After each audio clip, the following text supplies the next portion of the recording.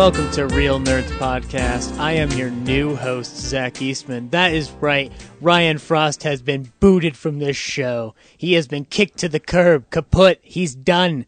You know why? Because I found two loyal minions who are willing to help me host this show in style. They've been with you for hundreds of episodes. Ladies and gentlemen, Bradley Haig and James Hart. Yeah, Hi. fuck you, Ryan. Hey. Technically, it's 100 episodes and then like 7 or 8 more. I'm going to still say hundreds because I think you guys are going to go way to the top of the hundreds. Hopefully, yeah. No, you will. If you don't, then I want my money back. What money? Wait, have you been giving Ryan money? This is one more reason we needed to get him off this show. Makes I gave money? you What's going on? $200, that jerk. What? This is ridiculous. No one paid me. He said he was going to give you 1 penny. I thought he was going to give you 1 penny He and that never would be gave me a done. penny. Any pennies I get, I find on the floor. This is unbearable. Well, so anyway, guys, on Real Nerds, normally what you guys would do is to start with the fan mail, but I'm going to change it up. Oh no. And I'm going to start introducing it with DVD releases and Blu-rays. Are we ready for this? Yeah. Let's do it. Master, should we tell people what movie we saw this week first? Yes, we should. And also support Tweaked Audio, maybe? Tweaked Audio. Oh my gosh, yes, that's right. Don't hurt me. Forgot. Don't hurt me, Master. No. No, you're right. You're much more benevolent than Ryan. I forgot. You're right. I forgot. You're right. I forgot. We are sponsored by tweakedaudio.com. You have any earbud problems? You have any earbud issues? If you have earphones that are from any of those regular companies that just provide regular sound, go over to tweakedaudio.com. And I believe that you guys get a discount if you guys are Real Nerds fans. Is that correct? Yeah, you do. You get 1/3 off your total purchase if you put Real Nerds into the promo code. That's REELNERDS. Yes. So Was that remember satisfactory? It was. Good job, James. I like how Brad is holding the microphone up so close to his face. He's just so scared. Don't worry. Well, the pendulum is slowly falling above my head. Don't worry. I'm not like Ryan. I'll be fine. Oh, thank you. Thank you. I know Ryan just leaves it on, but if you could just turn off the pendulum, that would be great, and you'd be my favorite host ever. Don't worry. It's gone. Oh, thank you, Zach Eastman. It's gone. You're There's a no true dramatic king sound among effects for kings. that. And we also we have a lot of great things to present to you today. We reviewed a movie today, as I'm correct. We reviewed a classic movie that was really a modern movie. That's my review of it. But anyway, it's called The Lone Ranger. Yeah, we went and saw The Lone Ranger. Gore Verbinski. Gore Verbinski, yes. I call it classic because it's based out of an old radio show, but I'm glad to talk to you two guys about it. But why don't we get into jumping into the show? James, do we want to jump into some DVD releases and Blu-rays really quickly? Let's get that out of the way. Yeah, absolutely. DVD releases and Blu-rays. So maybe the number one highest most pre-ordered DVD of this week is Tyler Perry's Temptation. Missed, wait a minute, that's a movie? yeah, oh you didn't see the trailers for this? I did not. So Tyler I'm a bad Perry's host Temptation, already. It's actually called Tyler Perry's Temptation: Confessions of a Marriage Counselor. I believe it was a movie about a dude. He's a marriage counselor, and then he has an affair, probably Tempted by things, probably. Yeah, there's some temptation going on. I think he almost maybe he does or doesn't have sex with somebody else. Tyler Perry's able to have sex outside of his marriage? No, Tyler Perry's Tyler Perry is directing somebody else having sex out of their marriage. Oh, okay. All right. I figured that. But at the same time, I was just like, it'd be cool if Tyler Perry was trying to act that way. The trailer looked like it was just packed to the gills with drama and suspense and melodrama and forced suspense. Speaking of which, right after that is The Host. The Host comes out this week. Which did you pre-order that? No, I didn't. The Stephanie Meyer thing, right? Yeah. We're not talking about the monster movie from Japan. No. That movie's been out forever. Yes. The Stephanie Meyer Host, which I don't want to make fun of too much because I think that movie is palatable in all of the ways that Twilight isn't. Mm-hmm. That movie is not the worst. If I had a daughter and she wanted to see The Host, I'd be like, okay, and I would be able to watch that movie with her. And you would not like, shun her. No.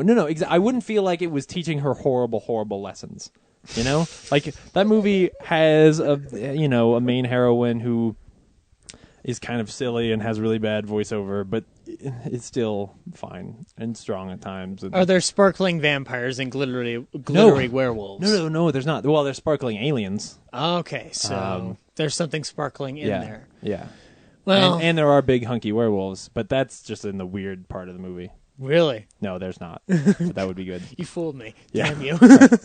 I was apprehensive to see it because I saw the first Twilight with my sister, and I took her to see the next two after that, the New Moon and Eclipse. I think it's called Eclipse. Yeah. I liked Eclipse out of all three of them. I thought Eclipse was fucking fantastic. But I think that's the David Slade one. Yeah, that's the one where the action scenes are actually kind of cool. And that's the one with the old Confederate vampire, which I was just like, that is so fucking badass. Yeah. There's some cool stuff in that movie. Yeah, there's also a lot of dumb in that movie. But although at the same time, I kept looking at a Confederate vampire and going like, I really want a Union vampire to go and kick his fucking ass. I think that one's the one where there's the scene in the when they're in the woods and it's snowy at night, and like the one vampire, the werewolf has to snuggle up against Bella because the vampire doesn't have any body heat to keep her warm, and she's freezing to death.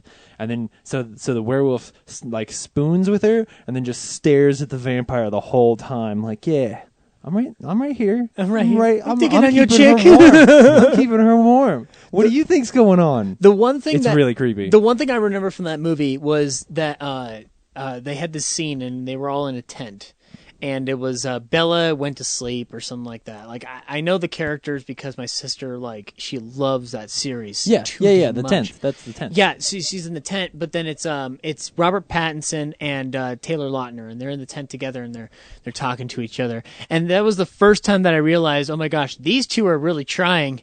This girl in the middle is stopping them from doing anything good.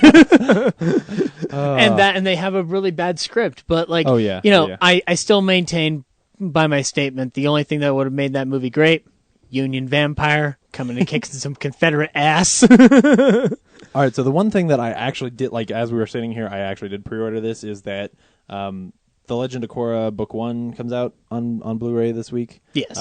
So that's the Avatar one, right? Yeah, that's the sequel series to Avatar: The Last Airbender. Spencer Kane loves that. He's been trying to get me into it. It's so good. Would you say it's better than the original series? Or? I would say it's more adult. It's a series that it's not quite as just fun and kiddish. It's got a more of a script, like more of a main plot to it that they are following. But it is also just badass. It doesn't have too much like the original Avatar series to me has like a bunch of like sidebar gags, like funny moments. Yeah, and it still has some of that. It definitely still has a sense of humor, but it's not that same like. It's definitely aimed towards a slightly older. Like if Avatar was aimed at 8 and 9-year-olds, this is aimed at 12, 13, 14-year-olds. Okay. Which is also why the cast itself is older. Like they're like Korra and her friends are mid to late teenagers rather than being 8 to 12-year-olds. But it's just a brilliant show, and really, really, there are things in the show that I am surprised they can do on a kid show, like plot elements where I don't want to spoil anything, but the thing that happens at the end of the season is insane that is on a kid show. And when I say it to people, they're like, no fucking way. Like when you actually say out loud what happens at the end of the show, you think you can't show that to kids. And then they keep saying to you, why are you watching the kid show? But I would say this. It's true. It's true. I get that all the time. But I went into Rickles' moment for a second. But no, I love the Avatar series ever since I saw the movie in theaters and I was just like, this sucks. And then I went and watched the TV show afterwards and I was perplexed. I was like, how could they have screwed this up? But I would love to watch The Legend of Korra. It's great. It sounds awesome. And it's shorter, so it's something you could watch it in like a weekend. Really? Awesome. Yeah. It's only 13 episodes. You just sold it to me. I'll buy it right now. Good. And then the very last thing is Spring Breakers comes out this week on Blu-ray. Harmony Korine. I can't believe it's so quick. It feels like that just came out a couple months ago, but These I'm days, excited they to offer pre-orders for movies the day they come out in theaters. So. Yeah, way to go, Walmart. Yeah. Still haven't seen it, but I'm very excited. Like Matty O'Connor talks it up all the time. Oh yeah. I really want to see it. I'm a huge James Franco fan, so I'm gonna watch it at some point. That dude is in everything now. I love him. Rise of the Planet of the Apes. I watched that. Why again that one? I love it. Of I all love of the great James Franco roles recently, why? Would you like me to talk about Oz? We'll talk about Oz. Yeah, no, I watched Oz last night. I love that movie. I love James Franco. He's fucking awesome. But I heard in Spring Breakers he's a little bit more seedier. A little bit more. I both love and hate James Franco because he is fantastic, but he also is a Renaissance man, and I am so envious of all of the talent and apparently time that he has to still be on daytime melodrama shows and be writing books and directing Faulkner novels and starring in General Hospital, which I do watch on a weekly basis. You do not? Yes, I do. Oh wow! Because I heard he was on it. When I found out he was on it, I started watching it. Is he on it that often? He's on it pretty infrequently, but I watch it just to catch a glimpse. I don't get too involved in the story. I generally watch it just to kind of drown out noise when I'm writing. But when he's on it, I pay attention. He's a commanding force. I mean, not to get too far ahead into the show, but I saw This Is the End.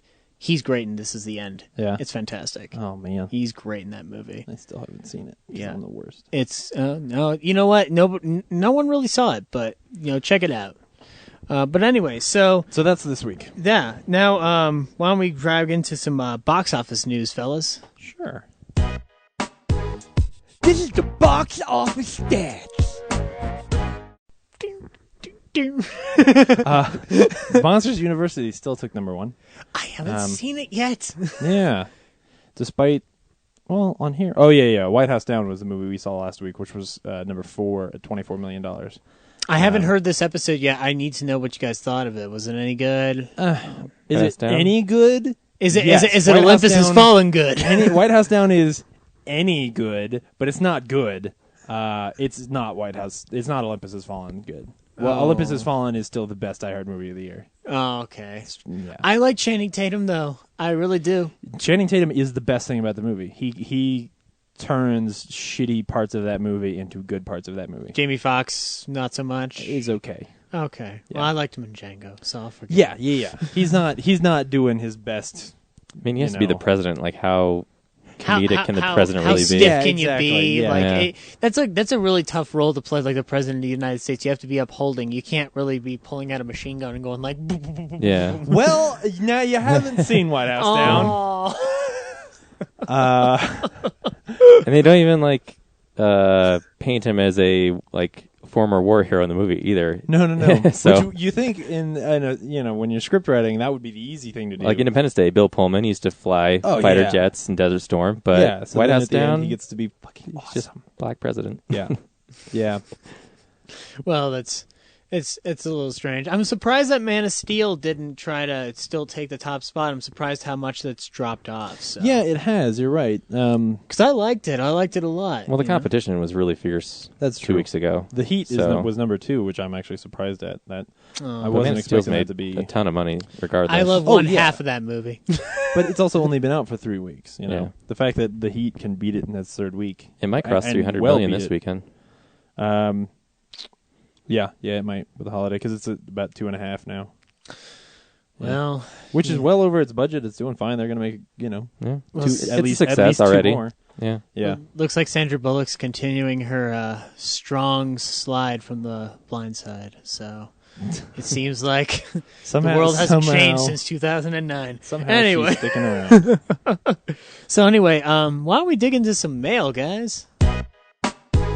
Fan mail. Okay.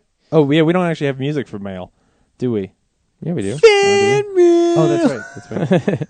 Just like that. I know your show. You know exactly I what don't I listen hear. to the podcast. I've been studying so that I could. Do not contradict Ryan. our new leader, James. I'm sorry. Please don't hit me.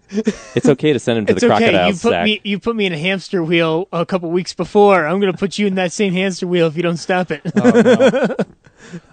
So we got a couple messages from Charlie Frost, who's been on the show before. He's actually the guy who does that real sweet, sexy music that you hear at the beginning. We should actually Oh yes, have the his theme song, right? Yeah. We actually should have him credited at the end when they're that canned. Yeah. Explain like how to reach us. There really should be a credit for Charlie Yeah, Frost it doing should the theme say, song you in know, there. Music Intro by music Charlie by Charlie Frost. I would totally agree with that. As a fan of the show, I would say I would definitely love it if you guys credited like all the different people who did that stuff because Yeah. those guys Oh, were yeah. talented. Oh, But anyway, man, that so song- fan mail. That song. So if you ever decide to bring Ryan in as a guest, you can ask him to record that. If I ever bring him on a guest on fascinating topics and interesting conversations with Spencer Kane and Zach Eastman, Then we'll record new it. show yeah. coming out soon. Check it out. I like that he did that music for you guys because it's nice lounge music and whatnot. Oh yeah, so. yeah. He just gets you ready to. But anyway, so Charlie sit back and Frost listen to said, podcasts. Anyway, first he said, "We need some new shit show reviews." Yes, we do. I'm sorry, I'm a slacker. Have any of you seen Sharknado? Judging from the trailer, it seems self-explanatory. It's a tornado full of sharks. I, for one, am a fan of the ridiculous, shitty Sci-Fi Channel movies. Alex Rex or Pterodactyl, anyone. I do know about Sharknado. I haven't seen it yet, but that's because it came out on Sci-Fi Channel like this week. Sharknado is really fun. Yeah. Yeah. I'm looking I forward to it. never miss a sci-fi movie. Sharktopus made me stick to that channel for a long, long time. And it's so dumb because Sci-Fi Channel could be a good thing. You know, there was a time when you turned on the Sci-Fi Channel because you knew that there was a 60% chance that Event Horizon was going to be on, and you needed to watch it right then. That's gone the way of the dodo, and now they're making, killer dodo movies. Didn't they used to have like Torchwood and like the Yeah. Tin Man? I think Tin Man wasn't that a network miniseries. television? No, it Or was. was that Sci-Fi? I thought it was sci-fi because I remember going to Comic-Con and seeing it on there, but I remember watching that. But I know that Torchwood was on there. For Yeah, a but long, long Torchwood time. is actually BBC, but they just owned. They had the rights to Doctor Who and all the Doctor Who stuff for a while, and then BBC America got it back. So now, if you're watching Doctor Who, which is great because it used to be that Sci-Fi Channel wouldn't air it for 6 months after it aired in BBC. Right. So now you actually get your Doctor Who on time. But Right. Well, I'm glad yeah, we they've got just it back, gone- but that's how I got into it. So. oh yeah, no, absolutely. There was a time when they were doing your Battlestar Galactica shows and stuff like that, and despite how much I don't like the last 2 seasons of that show, it was at least decent and well produced, and it would be nice if they were doing something like that again. But I'd agree with you. It's not strong, but it's not weak either. Yeah. It's at least we have Sharknado. yeah. you know. At least we have Sharknado. At the end of the day, yeah. But yeah, I'm I definitely liked gonna- the finale of Battlestar Galactica personally, but it's a preference thing. At the end of the day, I'm glad that they ended it on the note that they did, as opposed Yeah. they could have gone in shittier ways. Yeah, So. I always tell people to watch the first 2 seasons and then tell themselves that New Caprica at the end of season 2 is actually Earth, and then just stop watching. That's smart. That's smart. Yeah. Because after season 2, all character motivations go out the window. Nothing makes sense anymore. All right, James is my new first in command. Whoa. Brad. Suck Sorry. it, Brad. What's going on? Charlie also sent us this infographic. Brad, did you get to see a chance did. to see this? Yeah, it's basically it's a graph of the highest grossing franchises of all time. And what's really interesting is I just saw a commercial this week for something with Star Wars. I think it was one of the video game things, but anyway, and they talked about Star Wars being the most successful franchise of all time or the biggest franchise. It's not. I didn't need an infographic to tell me that. Well, yeah, but I never would have thought of James Bond as really being like We had that bigger question. than Star Wars. It's had 23 years on it though. Right. So. Oh yeah, no, and 23 movies. And this chart's adjusted for inflation, by the way. Yeah. But we had a question at trivia for that, and I think we put Star Wars and the answer was James Bond by quite a bit. Yeah. Oh yeah. It's really interesting. But it's a cool little thing. I guess we should throw it up online somewhere. Is That Star would Wars be even smart. the second one? I think Harry Star Potter's Wars. Star Wars is 2. Harry Potter is 3. Yeah, okay. Just Marvel in general is 4. But that's just like the Phase 2 stuff. That's not including Spider-Man Or X-Men. Yeah, or X-Men. Then Lord of the Rings, Batman, Pirates of the Caribbean, Spider-Man, Indiana Jones, Twilight, and then strangely enough, Jaws. is like in the top 10 there. If you look at the Jaws color bars, It's all Jaws 1 and then Jaws 2 and Well, tiny Jaws 3. Jaws 1 is almost as big, adjusted for inflation, as like even like some other whole franchises. It's almost it's almost as big as the Fast and the Furious. It's almost as big as Mission Impossible. It's almost as big as Superman. the whole franchise. The whole Superman. yeah. We're the talking whole about franchise Jaws is- 1, 2, 3, and 4, right? No, No, we're just just talking about Jaws. Jaws 1. Just the Okay, first Jaws. Just Jaws Jaws. 1, adjusted for inflation, is almost as big as the entirety of Superman. Yeah. That's insane. And everything below it. And Yeah, and everything below that. Even the Quest for Peace? Oh, man. Dude, I was looking at the stats. That is depressing. 1987, like it grossed $15 million. It was out of theaters in 3 weeks. Yeah, Yeah. Wow. But it was The Revenge. man. So yeah. Wow. That's amazing. And then we also got a message from James Cormanick, who we did an interview with at DCC, but it's not out yet. But it's coming. Don't worry. It has been edited. Oh, shoot. But I pulled up the wrong one. Oh, dang. Now we just have... Here we go. Huge thanks to the Real Nerds Podcast for the 30 Days a Night hardcover signed by Temple Smith. Cheers. And then he sent us a picture of it. Because we sent out all the gifts and stuff, the prizes that people won if you stop by our booth at DCC. If you haven't checked your email a while and you're one of the people who entered, you may be we may be waiting on you to get back to us, by the way. But James was an awesome guy. I talked to him for like 20 minutes, and it was really cool. And he got an awesome book with a great sketch inside. So thank you, James. Yeah. And that's mail. That's mail? Yeah. That's mail. Excellent. No letters from our friendly friend from across the coast. No. Nobody. who seemed to love The Great Gatsby. I'm still obsessed with that. All right, guys. Well, it's time now that we dig into some real news. It's real news. Things are messed up. This is That's right. very I'm changing it up non-traditional. for you guys. So, Brad, explain something to me, because I'm a layman, and I don't understand. More like lame. I don't Right, understand guys? High Ninja five. Turtles. Oh, what up top? Okay, now Brad's my second in command. Excellent. Command Exactly. changes. I don't really understand Ninja Turtles. But apparently they have really messed up who Shredder is in the new one. Tell me about what they're doing and They why sigh. it's dumb. What happened to Shredder? So they're rewriting his origin. Why? Because they're making a new movie. And They Because- have an origin there. Because Michael Bay follows a success template for making money. hold and on, it's Michael Day is producing. Yeah, I He's don't not know if directing it's and just he's all not- him. Yeah. A producer is Again, a lot of times I'm more going to powerful than defend the Pain director. and Gain for the rest of this year, so let's give Michael Bay a break for the rest of the year. I'm just saying it's That's not fine. all It's his on him. original thing, but like on producing stuff, like he's still the power. Yeah. No, yeah, I'm Person sure. power. I'm I sure. mean, I'm sure he has a word in it. He could easily walk in and Yeah. say, "We need to stick to the original more." He's got the And it money. would It's get his done. production Yeah. company. You're right. Like You're right. Jonathan Liebston, you're going to do what I tell you. Yeah. Or Jonathan Liebsman. Yeah. I think that there's like it's strange like the way they've been like changing up like this whole movie has been a bipolar experiment of like, oh, now they're gonna be from space, oh, now they're gonna be regular turtles, and now Megan Fox is gonna be April O'Neil. It's been Yeah. bipolar all over the board. It's as though Michael Bay's trying to tell his life story through the Ninja Turtles in a weird way. No, he's trying to shoehorn it into the Transformers template. And And you know, if he wants to do it, that's fine.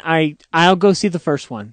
great. Well, I the won't old go to a fans like sequel. me will just be sitting there going like, well, at least the old ones still exist. You know, it's funny. Like, it's funny that it's funny that I used to watch a little bit of Transformers growing up as a kid. That's the only reason I went to the movie the first time.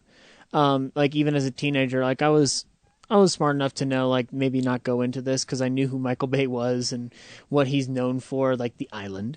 But Love that movie. I don't. But there's a part of me that thinks that the first one might be fun, and then if they do a bunch of sequels, then it might go down the road. So I'll just enjoy the first one for what it is. But Yeah, I'm going to give it a chance, but my expectations are like way down here. Yeah. I feel you. As a big fan of the Ninja Turtles, I don't it's- disagree with Megan Fox as April O'Neil. I don't. Like, in the grand scheme of things, like that's it is a commercial like commodity, and also she's not a bad actress. I've said it before and I'll say it again. To me, she's not a bad actress. I think she's probably a bad person, she.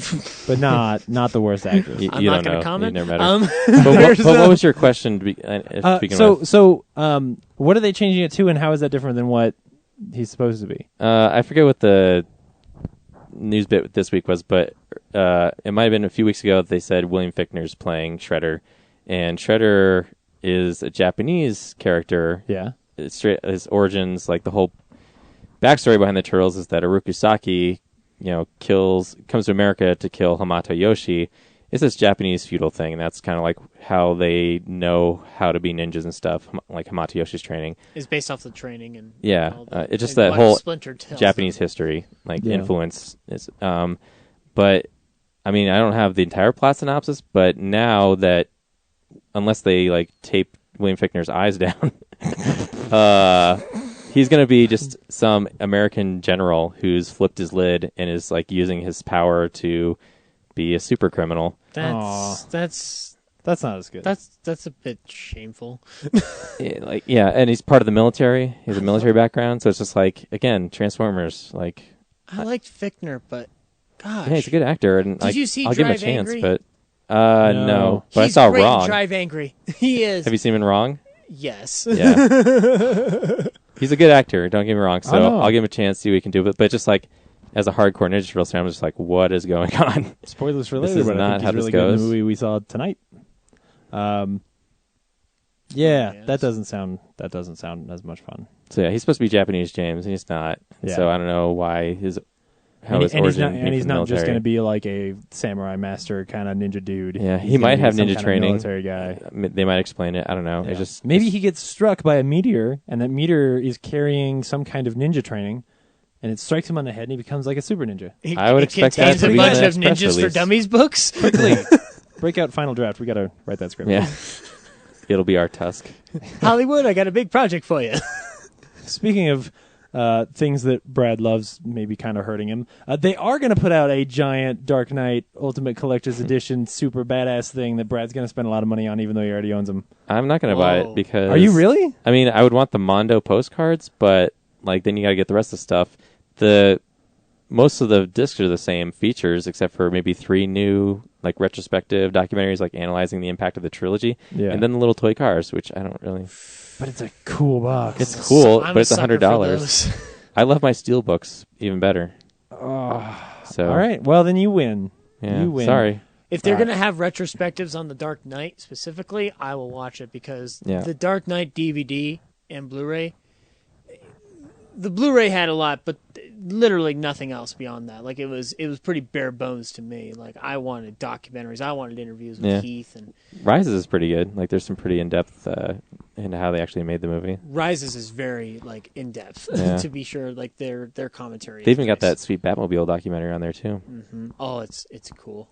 Yeah, but yeah, James can buy the box set and I'll watch the new stuff. No, I already own them all. You're not gonna buy it either. Scamming James. No. Yeah, But if the box was something cool, like it transformed or something, No, it's just sexy looking. like it opened up and like revealed the Batcave or something. Like, Yeah. that'd be Look cool. like. It's Oh. still a good looking set, but I mean, I've got most of it already. So Yeah.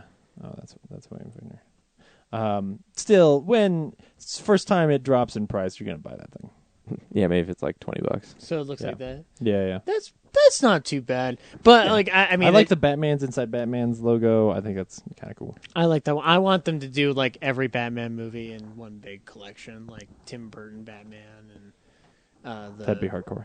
Yeah, it You would call it the Michael Uslan Batman collection. Yes, exactly. The Michael Only not Uslan. not include the shark Batman. spray one. Bring me the shark repellent bat spray. I might get that shattered Batman emblem on as a tattoo. Thinking about it. That'd be cool. Ooh. Yeah. Oh man. That'd be detailed. That's You'd be hardcore. in there for a while. yeah.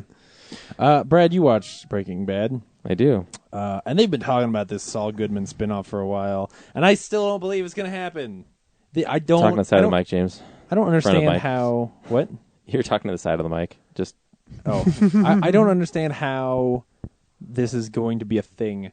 Like, I don't even know that I would want to watch a show all about Saul. Would you? Again, they've just only been talking about it. They don't explain what the premise is, if it's going to be a comedy or is it going to be still in the vein of the universe that Breaking Bad set in. Like, I don't... Even if it is, I can't tell if this is simply them terrified of the fact that that show is going to get canceled or that show is going to end and that they have to find a way to make money off of it a little longer, or if they actually have a good idea. All I hear is like, oh yeah, we're going to do it. Okay. Be weird if they like started going off into that like fucking Happy Days mode where they just start like spinning off characters Saul from that Goodman show. gets a motorcycle and jumps over a Shark Tank.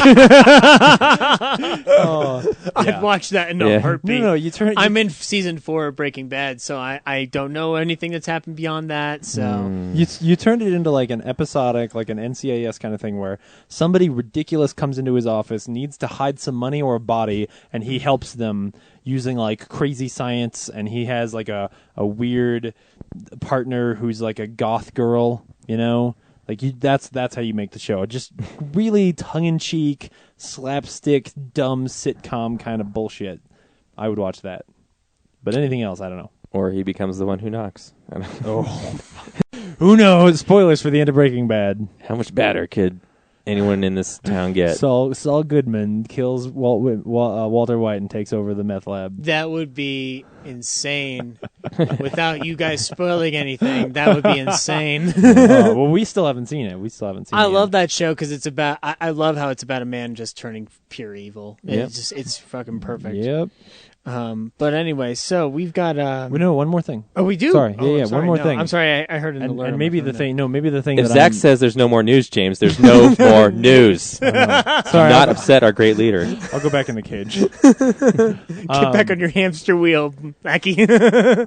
Speaking of that, though, Cabin in the Woods is going to get not a ride at Universal Studios Orlando, but a maze. Basically, they're going to build a giant maze. Spoilers for Cabin in the Woods, sort of, but inspired by the whole boxes with horror stuff inside of them thing at the end of the movie that you're going to be able to walk through. It's going to be sort of like they are describing it kind of like a haunted house, like a Halloween haunted house, where they're going to have not animatronics but professional scare people dressed up as a bunch of the different crazy shit that's in the end of that movie, and you'll walk through it and they'll scare the shit out of you as you go through. I think that sounds awesome. So man. we've already. I would never want to go through it because I'm a pussy, but I think it sounds awesome. Other The people boxes rotate, and all of a sudden E.T. shows up in one of the boxes. James just like pisses his pants. fuck this shit. Yeah, James. turn it off the ride. Dude, so we already specified that. Spoiler alert, right?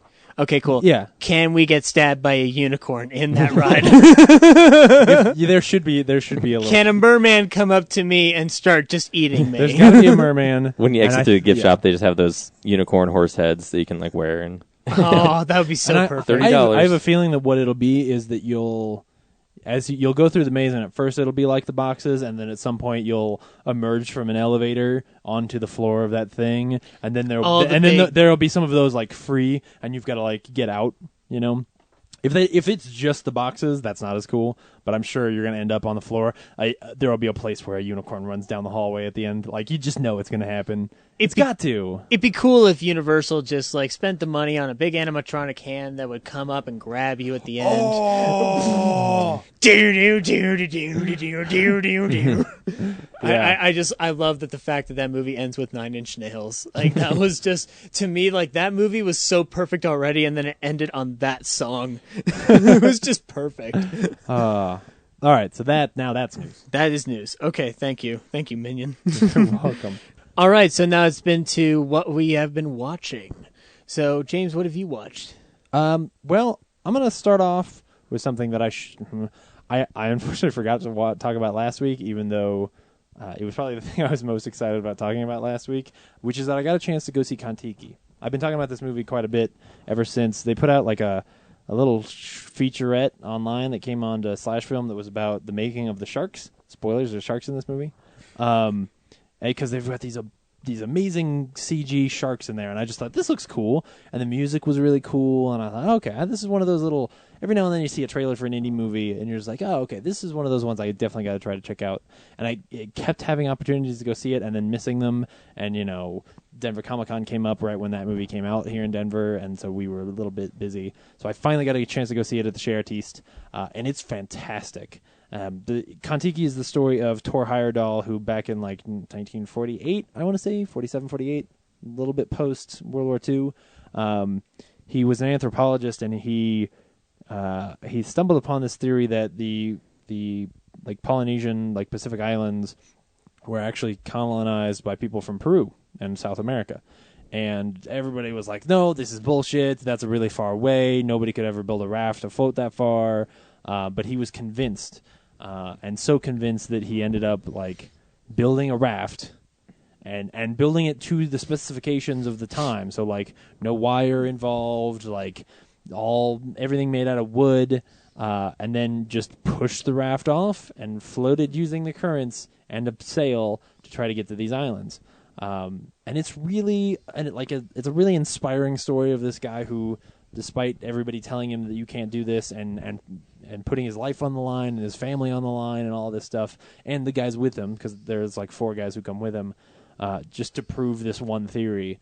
But it's fantastic. The big thing is, and the thing that I think sells this movie to people is, at one point they're gonna fucking murder some sharks in this movie, and it's awesome.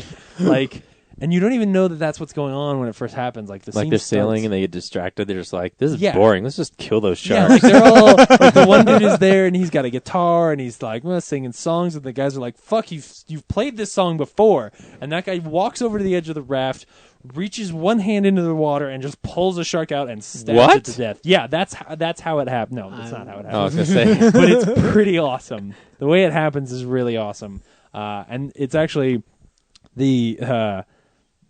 at the time they had a guy there who they only brought with them to film it, because then he wanted to make a documentary about this. So they ended up Thor Heyerdahl cut that footage into a documentary, and they won an Oscar like in 49 or 50, something like that, for best documentary that year. And so when it was over, when this Kon-Tiki was over, I went home and I could go onto YouTube and be like, there's no fucking way they were killing sharks like that. And then I could see footage of them hunting sharks and talking about hunting sharks, and like pictures of Thor Heyerdahl holding up these dead sharks. Oh man, On it's a so man-made cool. raft. Yeah, and I mean that's not 40 minutes of the movie is them killing sharks. It's like 2 scenes, but it's just badass. Wow. And it's, they go through all kinds of different struggles trying to get there, and you just really feel like they've done something really brave trying to prove this theory. Now, I don't know if it's worth it, like, maybe we don't need to know where those people came from, maybe you could have thrown a pineapple and put a beacon on the pineapple and see if the pineapple gets to that island. That would have been safe too. But I'm just saying. Does the documentary cover them like having to watch each other take a shit in the ocean? No, but the movie does. I don't know if the documentary They does. took a shit in the ocean. There's this really good scene where there's like one guy peeing off the side of the raft, and it's this big rickety raft. I mean, it's large. It's bigger than this room that we're in, but it's still just a wood raft. And so he's standing there peeing off the side of the raft, and this one guy just like yells at him and goes, "Hey, hold on to something." And the guy goes, "Oh yeah, you're right." Because if they fall in the water, there is no steering the raft. Like they've got a sail so that they can help themselves around a little bit, but there's a rudder, but there's no way you can get to somebody. Like if somebody falls in the water, they might be dead, especially considering all of the sharks. It's really good though. I would definitely recommend. Do they ever run into any giant octopuses in the movie? No. Damn. Damn, The you cra- sharktopus. That's actually the end of the movie. You don't know this, but they are defeated by the giant kraken. They never made it. We don't know. It's exactly like The Perfect Storm, only way more interesting. Yeah, and there's also this really cool part where it's just the way that it's filmed. They're sort of paying homage to the fact that all the astronauts talked a lot about how inspired they were by Thor Heyerdahl as like this modern explorer, and that sort of us getting to the moon was based on his theories that if we really put our minds to things, we can really do anything, and that we can go however far we need to for science to prove points. And the movie's just beautiful and encouraging. So go check that movie out for sure. Kon-Tiki. It's called Kon-Tiki. Kon-Tiki, yeah. Kon-Tiki was the when he's on the island at the beginning of the movie as an anthropologist, he talks to like the islanders, and Kon-Tiki is the name of the sort of god that they believe brought them to those islands. And in their legend, they say that they came from the west or from the east, which was one of the first things that he was like, wait, no, we've been telling you came from the west. What are you talking about? I've read about the doc before, the one that won the Oscar. So Yeah. I didn't know they had made a feature kind of like narrative about it. That sounds awesome. Oh yeah, it's really cool. And the guy who plays Thor Heyerdahl is fantastic. And not everybody's Swedish, but it's in English, so you don't have to worry about if you are not somebody who can read. I don't have to worry about reading. Yeah, exactly. But unfortunately I can't hardly pronounce his name. It's like Paul Sverre Hagen.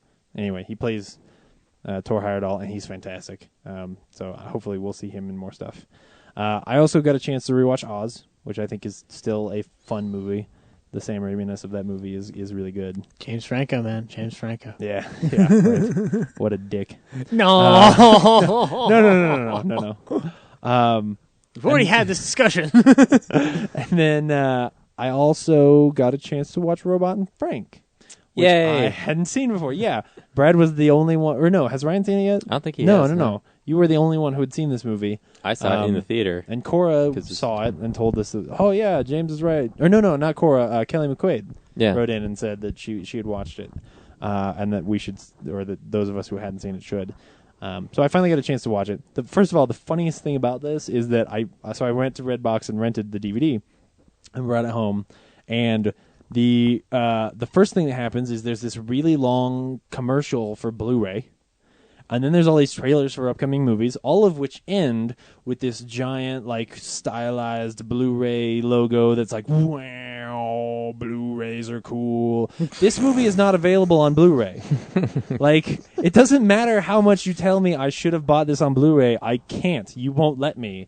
It's ridiculous. Pisses me off so much. Why in the modern day? You can get it in high definition on iTunes. Yeah. But yeah, as far as a disc copy, it blows. Yeah. That seems ridiculous in this day and age when everything's already on Blu-ray. Yeah. Yeah. That seems. And the DVD that they're selling is $30 to own it.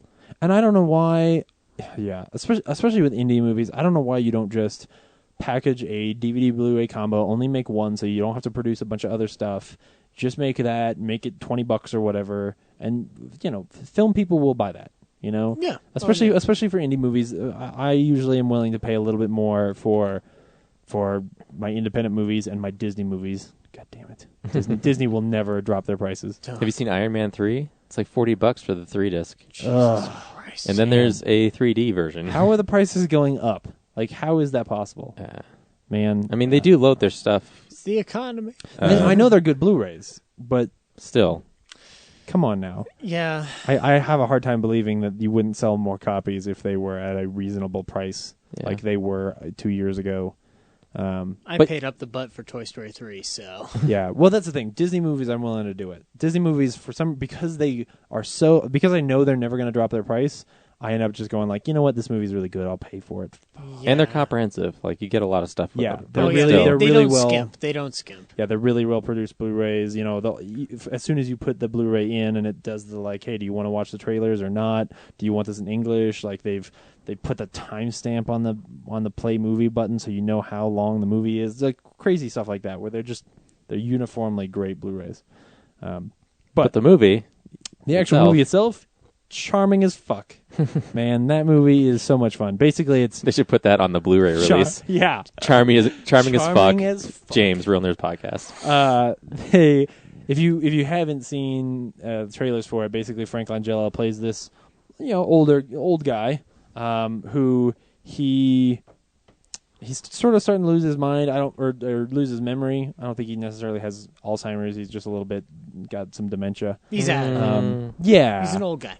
I don't think they ever say Alzheimer's. But because part of it is that he doesn't have any regimen. He doesn't get a lot of visitors or anything like that.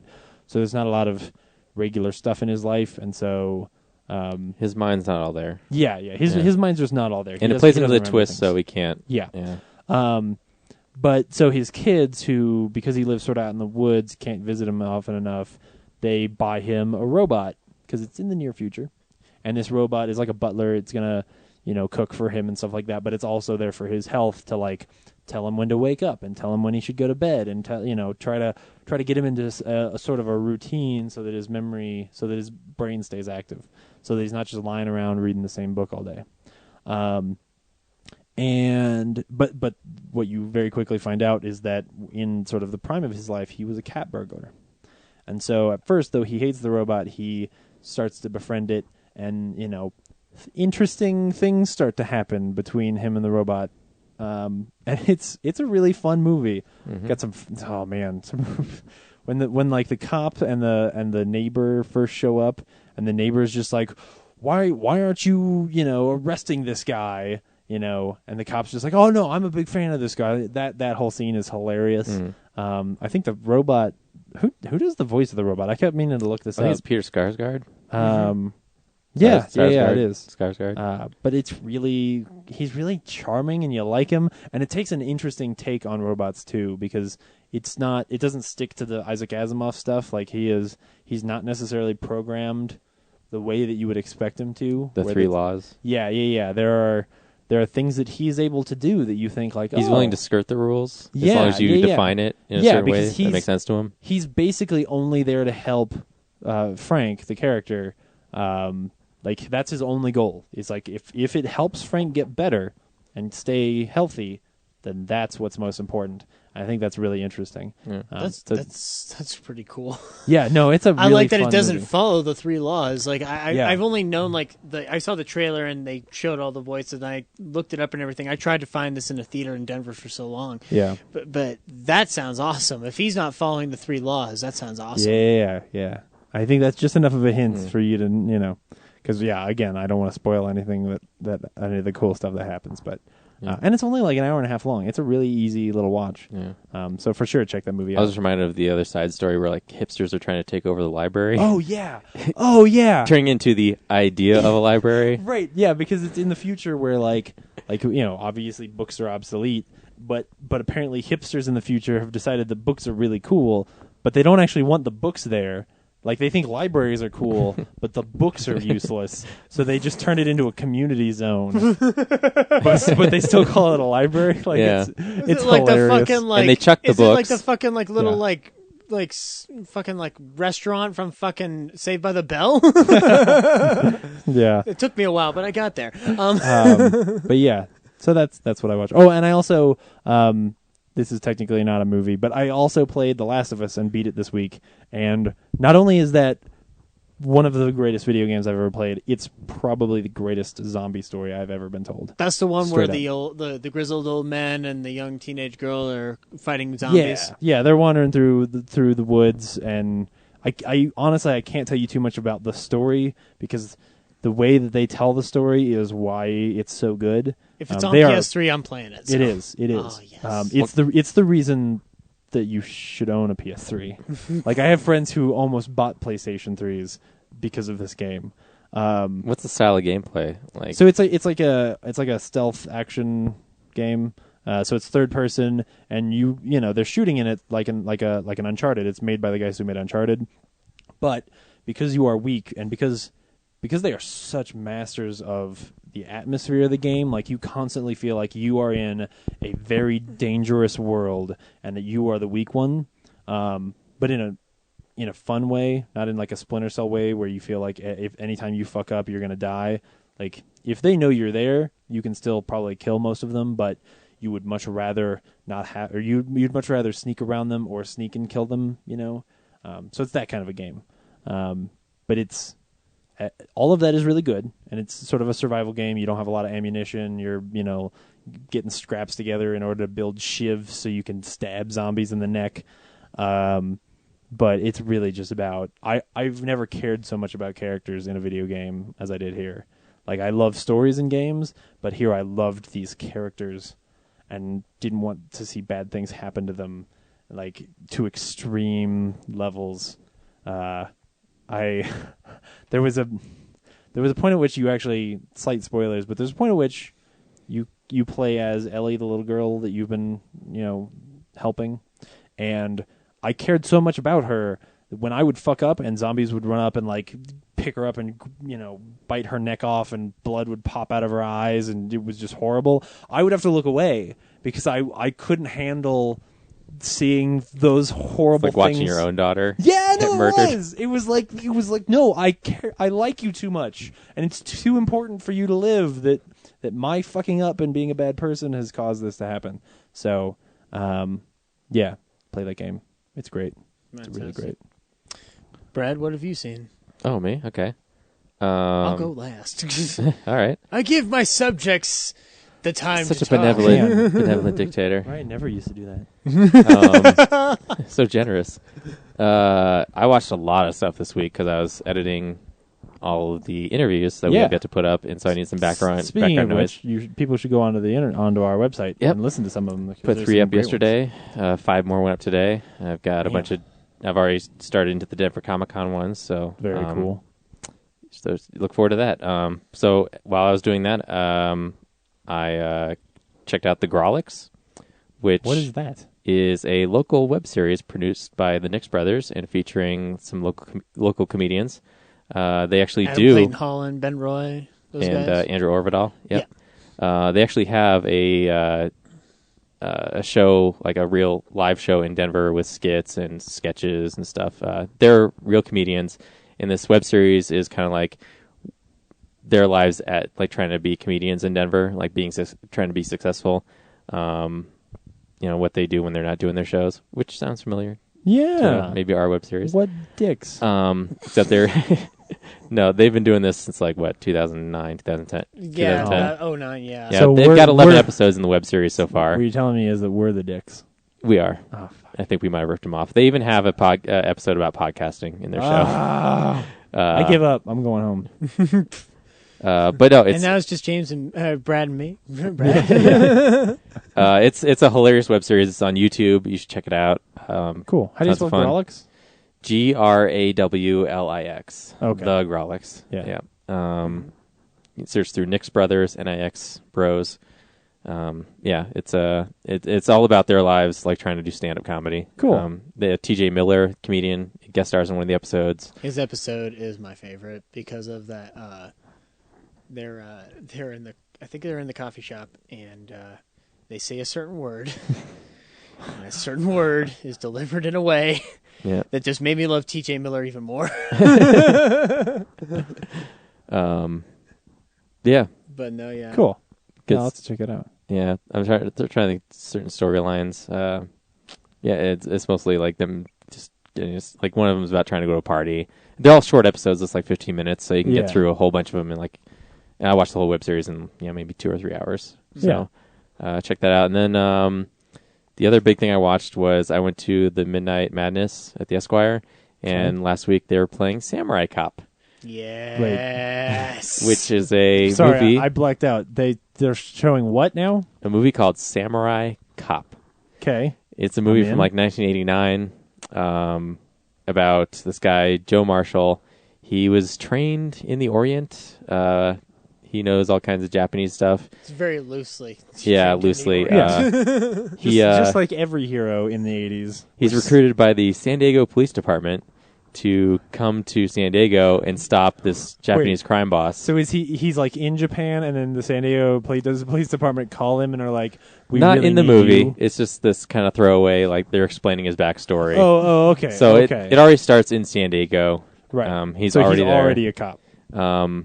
So yeah, he's mostly. He might have just decided, like, I've got all of these master's skills I'll from go to Japan. San Diego. I really need to go help San Diego, Yeah. not Detroit, not like Not the Middle LAPD. East. No, San Diego has the biggest Japanese drug problem. So that's Well, with that Yeah. and Comic-Con, they got their, like, hinges up in a bunch. Like, they Yeah. have a lot of problems out in they have a San lot Diego. of too big to handle. So Joe Marshall comes in, and when he's not really being the samurai cop, he's kind of a puss hound. Any chance he gets, like in his off time, he's just picking up ladies. He picks up the female helicopter pilot for the police department. He picks up the doctor, who, when they visit the guy they captured, he's all burned from the accident they put him in.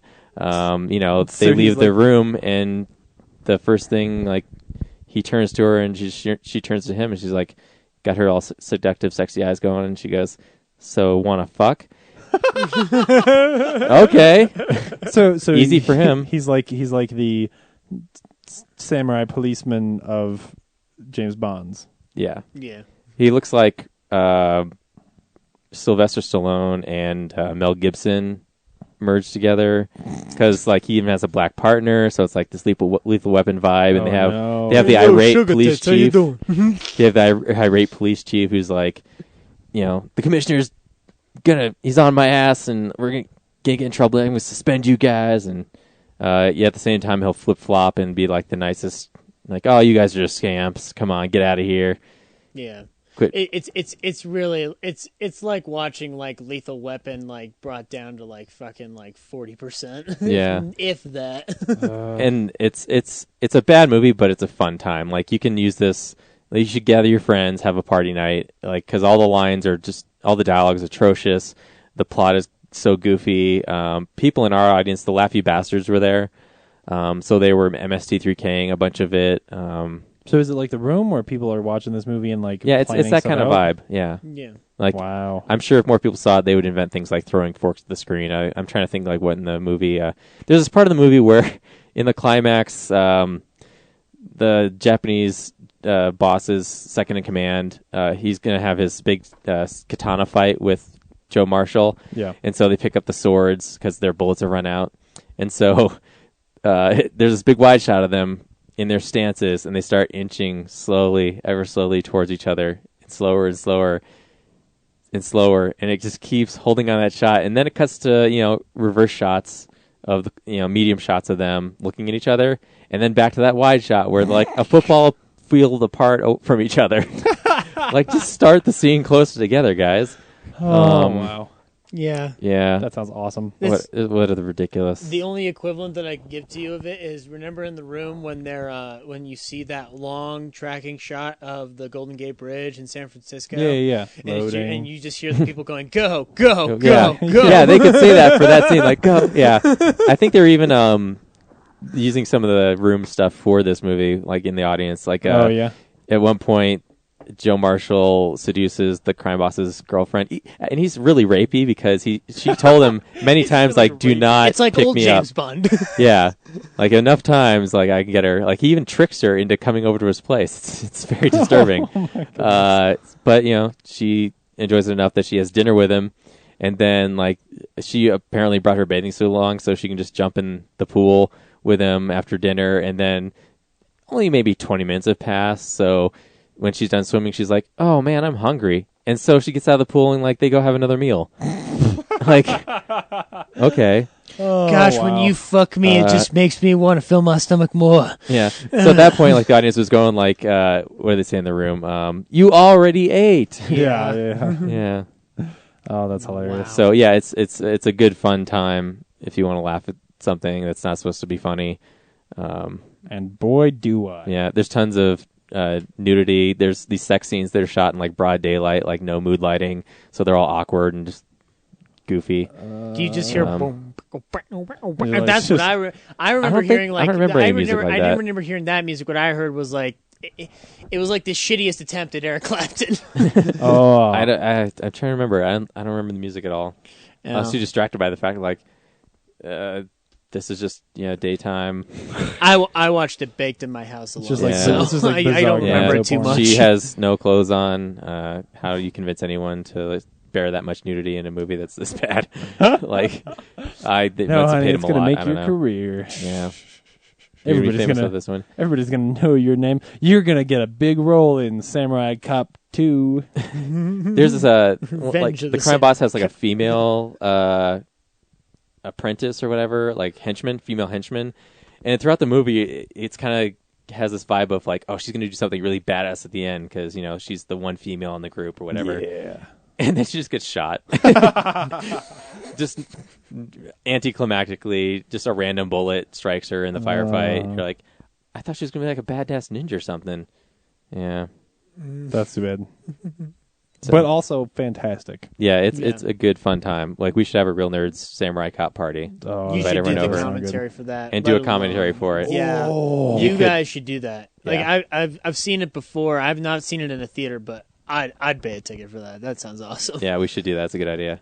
Because we just Oh, did the man. science commentary, so. Yeah. We need I more listened to commentaries. that and I liked it. That's part of my what we watched recently. Speaking of what we watched, what did you watch recently, Zach? Oh wow! Well, I Besides watched this- everything in the world. Wow, that's impressive. Yeah, no, it was hard. I didn't take a shit for 3 weeks. That's what she said. Yes, that's what she said, James. Does she say she doesn't take a shit for weeks? No, she said. Well, she said it was hard, and then she didn't take a chair for the. Yeah, it was hard. But seriously. Besides watching the science commentary, I'll get to that really quickly. I watched your guys' science commentary, and I loved hearing the back and forth between you and fucking Ryan. No one would give. It was a tug of war. No. Because I still agree with Ryan. I do not like that movie, but you made some very fucking good points. Thank you. At least if anything, you don't look at that movie and go like, well, it's complete shit. I don't hate the movie. I just hate the last 10 minutes of it. That's only been my. I just hate how fake the aliens look, and I gotcha. I'm not a big fan of the like, swing away, Meryl. Yeah, just yeah, like yeah. that's anticlimactic for what this movie was trying to be. Yeah. But I still like it. It's when you see them in the windows and you see them off into the far side, it's fucking freaky. Oh yeah, absolutely. It's terrifying as shit. yeah. Unless you're Ryan, who's not afraid of anything. Yeah, yeah. What a dick.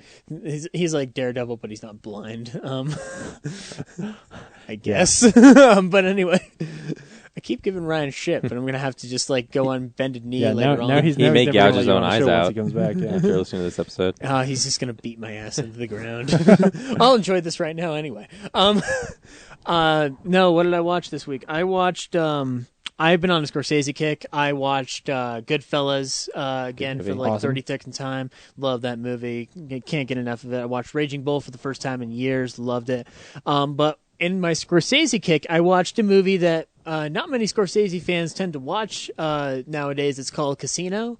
It's with Robert De Niro, Yeah. Joe Pesci, and Sharon Stone. I wasn't a huge Casino fan back when I first saw it. You know, when I first saw it, I wasn't either. Because especially, I went through a similar thing like when I was, I don't know, 15 or 16 doing like my film education, and I saw Goodfellas, and then like not long after I saw Casino for the first time, and I was like, Goodfellas is better. It's You know, it's in the same format, so yeah. you're confused. You know, it's funny. I felt confused when I first saw it because I was like, oh, I just saw Goodfellas. Oh, Casino. It's the same voiceover thing, and this time everybody's doing voiceover, even Frank Vincent, which is hilarious to me. Yeah. But the one thing that I noticed in that film that made me so happy, like I forget the fact that it's like I think it's a 3-hour wonderful piece of just watch the fuck out of it and enjoy yourself. Like Sharon Stone's insane in the movie. Joe Pesci is fucking violent. Like all the things you'd want out of a Scorsese movie. De Niro is classy, charming, off the bat, gangster kind of character. The one thing that makes that movie sell for me is I'm a huge Don Rickles fan. I'm a huge fan of fucking Don Rickles, the comedian who for years he used to do these roasts in the 70s with Dean Martin, and he would go on the Tonight Show, and he was, he was on CPO Sharkey and McHale's Navy, all these great shows. And but he's in the movie, and he plays De Niro's secondhand man. What you don't realize is that Don Rickles he's known for fucking talking, and I know this. I don't know how many other people will know this when they watch it, but Don Rickles doesn't say a word in the fucking movie. To the point where I was like fucking perplexed. I'm just like, this is the guy who's supposed to have a quip for everything. When the fuck am I going to see him just insulting the fuck out of Robert De Niro? And it never came, but what the thing that did come was there's a scene where Robert De Niro picks up a phone and goes, "You got a shotgun? Yeah. I want you to come over to the house." "Okay, I'm on it." And the scene cuts away and it goes to Joe Pesci doing whatever he's doing, and it cuts back and you just see Don Rickles with a fucking shotgun about to shoot some motherfucker. And if you've seen Don Rickles before, he doesn't look intimidating. Right. No. He kind of looks like he looks like a teddy bear you could cuddle. Yeah. He looks like that one uncle that you don't see often enough, but you really like. To put it even better, he plays Mr. Potato Head in the Toy Story movies. He And kind of looks like Mr. Potato Head. Yeah. So I watched that, and just watching Don Rickles with a shotgun fucking like enamored me to no end. I was just like, oh god, I gotta keep watching this. This is perfect. He has lines in the movie that are great. You know, he just plays a casino manager. He gives a great performance. The only other thing that I saw was a movie called Creature, which you guys have talked about. Yeah. Wait. Yeah. Why did you watch Creature? Why did I watch Creature? Because I was talking with a fellow film fan of mine. He's a horror fan, and we were talking about Creature for some reason because I had told him about this movie, but we never went to see it. Yeah. And then out of nowhere, he's just like, "Have you watched Creature yet?" And I'm like, "No." And he's just like, "You got to check it out, man. I think you would like it or hate it. I don't know. Find out." That was the text verbatim. And so I went and got the DVD. It was $15. I don't know why I paid $15. Yes. Mistakes were made. I keep the copy there with me to this day to remind me to never fuck up again. And what's hilarious is remember how he's always because he doesn't really look like a gator. He just has a big jaw, and he'll stand up, and he's got like this blanket on top of him, and he'll stand up and throw the blanket off like that's impressive. It's every time the creature shows up, he does that.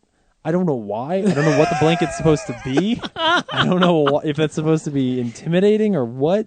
It's just awful. And that is, you know, the gator creature, Lockjaw, I think is the character. Yeah, it's Lockjaw, is maybe in what 30% of the movie. Yeah, the rest of it is just kids having sex with each other in the woods in like or Sid Haig being creepy. Yeah, which even his scene at the beginning when at the gas station is like the most cliche like.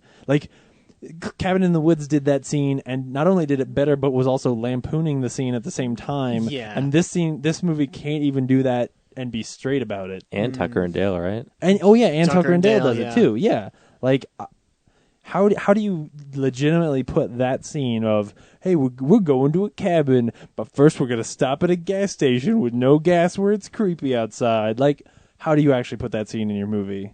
You know, I don't know. The one thing that bothered me about that movie was like, let's forget the fact that yes, they do that Cabin in the Woods scene shittily, or they misuse Sid Haig. Let's forget about that. The one thing that I hated about that, actually, there are two things. One is I hate the ending. The ending is just them drinking a bunch of dirty water. No, well, the tail end of the movie is them just drinking fucking dirty shit water out of a fucking cup. Yeah. Well, and like, then revealing that girl is pregnant. Is that what you mean? Yeah, like some kind of fucking Cabin Fever ripoff, which I never thought I would ever say Cabin Fever ripoff in my life, but there you go. But the ending of the movie, the way they kill the monster, it fucking sucks. This guy is supposed to be like a fucking tall creature who can eat the motherfuckers. Just like, oh, yes, you two are having an unmarital sex. I'm going to eat you like a demon. And then all of a sudden, they're leading him along a path. And then he's just like, I'm going to get you. Oh, no, I trapped my foot in a sinkhole. And it's coming down on me. Oh, God, I'm getting dragged down. It's fucking ridiculous. Like, I was literally I was throwing things at my TV. I think that movie would be brilliant if the creature had a voiceover. Had a South Park voiceover. Yeah. Like, Oh no, it's you're my dad. I'm being dragged into here, I guy. was in a sinkhole here. We should commentary that one too. Yeah. That's my shitty impersonation of Pete Holmes doing an old person voice from like Devil Inside. It's not a woman, it's a man. But I hated that ending so much because I'm just like, this guy's supposed to be killing people, and then all of a sudden he's getting dragged into a sinkhole. Yeah. And then the kicker is like, oh, he drags one person into the sinkhole, but somehow he survives. I want to see that sinkhole fight really badly now. No, they didn't have a budget for it. Yeah, clearly. Oh man. Oh god, Such a shit. I think I overjacked the mic there on a second just talking about that, but that movie fucking frustrated me to shit. Like, I'm a horror fan. Even I have my limits. See, and I'm not, which is why I had a great time at that movie. I remember Ryan and Brad just being like miserable the whole time, and I was howling every scene. Like I was laughing to tears just because it's so dumb. It is funny. It is a funny movie when you watch it. Like if you watch it, I'm sure if I watched it a second time, I would laugh my ass off. I have watched it a second time. Oh, you have? Yeah, I watched it on Netflix one night. It's on Netflix? chose to. Oh, so Yeah. I not only wasted $15 Oh, yeah. stupidly. It's also free on Netflix instant streaming. Yeah. So that really is $15 you Wow, flushed you're- down the toilet. Guys, your new leader's an idiot. Yeah. We might have to get Ryan back. James, don't make the new leader feel bad. I'm sorry. Ah, man. No, but That's that's, pretty good. and then I also saw a movie. I rewatched Supporting Characters, which is by Dan Schechter. It's a film about editors who are dealing with their love lives while also trying to edit this movie that's completely uneditable. And it has Kevin Corrigan in it, and it has Alex Korpovetsky from Girls in it. It's a great film. If you're a Netflix audience member, check it out. It's fucking fantastic. I Cool. love Supporting Characters. Fourth favorite movie of last year for me. Wow. Especially through the festival circuit, because I went through festival circuits with Twombly, and we kept getting free passes to movies, and that was the only one that I saw that I actually enjoyed. Especially at Stars. Yeah. Well, that and Silver Linings Playbook, but Oh, well, yeah. that was the big Opry event. Yeah. But so anyway, no. So we should dig into some Oh, comic hang on. news. Oh wait, hold on. I forgot something. Oh. And for Cora, I watched Warm Bodies finally. Oh. Yeah. Listen to me, zombies. Man. Malkovich, So which you guys have seen. yeah, and I yeah, didn't because you that just week. weren't there for that review. Did you like it? I did like it. It's a cute movie. Nice. That's about it. It's Yeah. very simple. CG's bad. The bonies are awful CG, but otherwise, it's a simple story. Kind of a small movie. Not a lot of big set pieces. Yeah. Did you read the book prior? Or? I have. There not. was a book? I didn't know Yeah, there was a book. My sister gave it to me for my birthday one year, and I read it. And then I thought the movie was going to be like them trying to do like a Twilight with zombies thing. But when I saw the movie, like one, it had Malkovich in it, but number two, it flowed perfectly. Like for me, like the CG, I could give two fucks about. I've learned to realize that CG doesn't matter to me anymore. Yeah. Like things look bad. Yeah. Deal with it. But the story works good. The love story doesn't drag for me. It doesn't feel sappy and anything like that. And of course, again, I keep saying it, but Malkovich. Yeah. Yeah, it's just it's charming. Yeah, it's a nice movie. Yeah. Charming Not as charming as Robot and Frank, I'm sure, but No, not okay. So it's charming. I haven't seen Robot and Frank. So Charming as shit. It's not quite charming as fuck. It's just charming as shit. there's levels. Oh god. But not charming shit. It's not charming shit. It's charming as shit. Yeah, there's a difference. Anyway, When we decipher that. yeah, So should we dig into some comic news, guys? yeah. Sure, Little boss. Comic book corner. Whatever you yeah. say, boss. Thank you.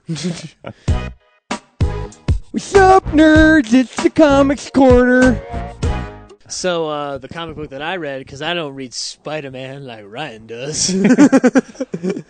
That teenage kid, he's got two girls that love him, and then he's just still whining his ass off. I just don't understand it.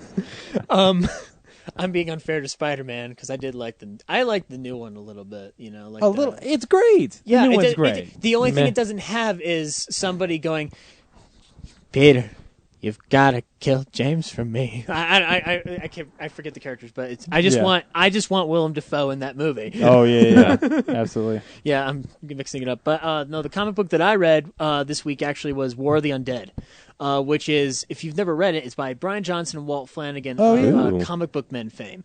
And I hadn't read it in years, but it's about Frankenstein's monster, Dracula, and the Wolfman fighting Nazi zombies. What? Yes, you heard me. And basically, it's the Nazis are developing. They saved Hitler's brain, and they're trying to figure out a body to put it Obviously. in. They saved Hitler's brain. Yeah, movie. I mean, what else would you do? 1960 something. And they're trying to find a body to put it in, but there's no body strong enough other than Frankenstein's monster. So they kidnap Frankenstein's monster and whatnot. And through circumstance, Dracula and Wolfman end up teaming up with Frankenstein's monster to save Frankenstein's monster from being abducted by the Nazis. And it just leads into this all-out battle, and the graphics are amazing. Walt Flanagan knows how to draw old classic monsters, like the kind that Spencer Kane and I grew up watching when we were younger. It literally is like a straight page out of those old storyboards from Universal. Yeah. What's amazing about it, though, is there is supposed to be a sequel to it. Ooh. And the sequel entails, I can't give too much away unless you haven't read the book, but I'll just say this. If you remember Mars Attacks, the fucking Topps card 60s Martians with the fucking Yeah. they land on the surface of the earth, and that's the last panel in the book. And it is the greatest. Like, I loved it. I loved it more than I loved Carney, and I loved Carney because it was Yeah. like Freaks but with people bickering. So fantastic. I can't recommend it enough. What have you read? It was supposed to be my week, but obviously Ryan's not here, and you took it over. But I will say, No. no, it's fine. But if we're gonna talk Do about not a book, accuse the host of stealing the show, James. I did. Thanks for coming back, Andy. Bring out the shark tank. Lower the shark tank for James. Hey, those are really good CG sharks you guys got. You can bring in the shark repellent bat What do you spray. mean they're not real? They're not CG sharks. You got real sharks? Wait. That's okay. I know Put how the to shark stab tank them. away. Bring out No, the just- ET tank. Oh James. This is worse. this is I funny. love Barrymore. I was going to talk about Wild Blue Yonder. I finally got a chance to read. We've talked about it plenty on the show before. Yeah. And got a chance to interview Mike Raich at Denver Comic Con, though you haven't heard that interview yet, but you will. Oh, yes. And Wild Blue Yonder is this book that he did with, or he's doing with Zach Howard, who we interviewed last year, who's a brilliant artist. I mean, really just unbelievable. You look at his stuff, there's so much detail in there. While reading the book, I would just stare at panels because they're so good. And I only have the black and white version. I didn't even get a chance to go pick up a color version. But it's basically this post-apocalyptic universe where fuel is obviously short, and everybody's got planes basically, and everybody's living up in the sky and on like these giant barges because everything is horrible down on the earth. What's fueling the And, barges? They're fuel, but they're running low on it. So at any moment they just come crashing to Earth. well, they're getting close, yeah. like but Road Warrior, but in the sky. there is this one ship called the Dawn that's it's sort of the Resistance has this ship called the Dawn that's all run on solar power, and because it uses some special technology that solar power basically that the like bad guys who are running everything in this huge military really want, and they've got to keep it safe. And it's a really fun little story. Obviously, there's only one issue out, and it just came out 2 weeks ago. But go check it out. Obviously, either of those books you can get at Colorado Coins, Cards, and Comics. The trades are going to be 20% off. So if you are in Denver or anywhere near Arvada, for sure, go check them out because they're fantastic. They are. They're cool. They're Yeah. the only place I go to now, and it's a drive. It's a drive from Yeah. where I live right now. It's a drive, but it's worth it because I can't go to the other ones anymore. Yeah. I can't. Because at least people there are nice. They're kind. They're Yeah. always like, "Hi, you don't know a lot about comics. Come on in." Yeah, no, They- it's a really nice shop. It's like treating special people. Like I do feel cool when I go in there. They got me my copy of Everybody's Dead, so Oh, cool. I really like that. Yeah. Very cool. Did you read anything? Or I did not. you did not.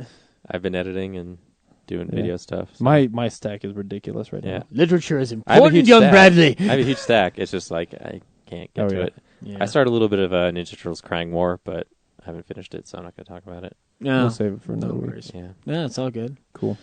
Well, on that note, we saw a movie, yeah. commercial. Oh, that's right. We've got to take a word for our sponsors because, I can't feed my two minions without the support of your dollars. I'm so hungry, boss. Dog food is really expensive. You're going to get Imes and you'll like it. I will. I'll love it.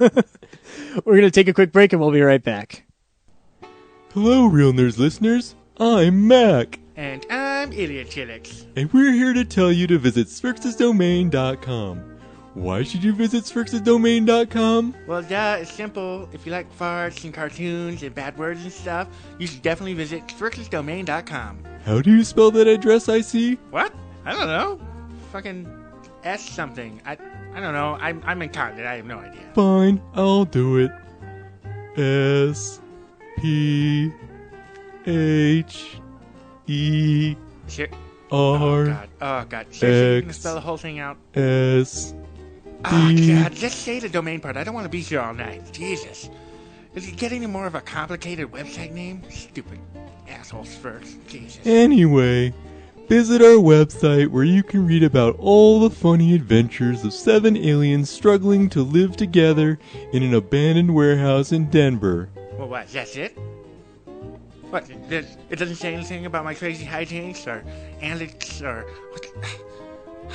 Ridiculous. Nope, that's all Svirks wrote down. Well, that doesn't sound funny at all. But you know what does sound funny?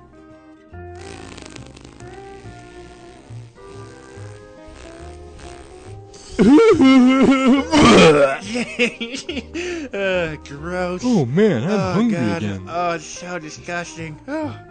Svirks is gonna be pissed when he sees what you did to his office. Hey, what are you guys doing in my office? It smells like puke and farts in here. Go to SvirksDomain.com. Bye! SvirksDomain.com. For barbecue that can't be beat, try Birdman Barbecue Sauce. Available and original and spicy. These robust, full-flavor sauces have the awesome power to kick your taste buds in their face. And for that smoking taste on everything you eat, try new Birdman Smokin' Rub. Caution! Meat left unrubbed may suffer from flavor performance anxiety. You can pick up Birdman Barbecue at local area Ace Hardware stores, Ruff's Barbecue in Golden, and the Danny Cash Hot Shop off Broadway. You can also like us on Facebook at Birdman BBQ. My man spider sense is tingling. Hey, look, it's Man Spider. How's it going, true believers? When I'm swinging through Colorado and I need comic books, I head to Arvada, Colorado, to Colorado Coins, Cards, and Comics. Oh no, the teal troll is attacking me. My son's in danger. Will no one help him? Oh no, it's Man Spider. Colorado Coins, Cards, and Comics, the whips the competition with great deals on back issues, 50% off, hold slot, 20% off list price. You want sports memorabilia? They got that too. Where are you going, Man Spider? The teal troll still has my son. Here's web in your eye. Oh no, I'm bested by Man Spider again. So visit 6700 Wadsworth Boulevard in Arvada, Colorado, and tell them the Real Nerd sent you.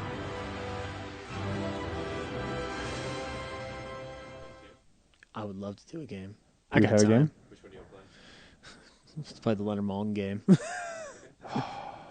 Can you do it? Or we could do build a title. Whatever. Build a title. Actually, you know what? Build a title might be a little bit more. I don't have to look anything up. We do build. Let's just do build a title. Save some time. All right, we're back. Now, before we get to our review for the week, because we reviewed a very fine movie that critics are shitting on. I don't know why. But anyway, we're going to do a little quick game. It's called Build a Title. Cool. From, copyrighted from Doug Lowe's Movies. Right. And why are we practicing playing games?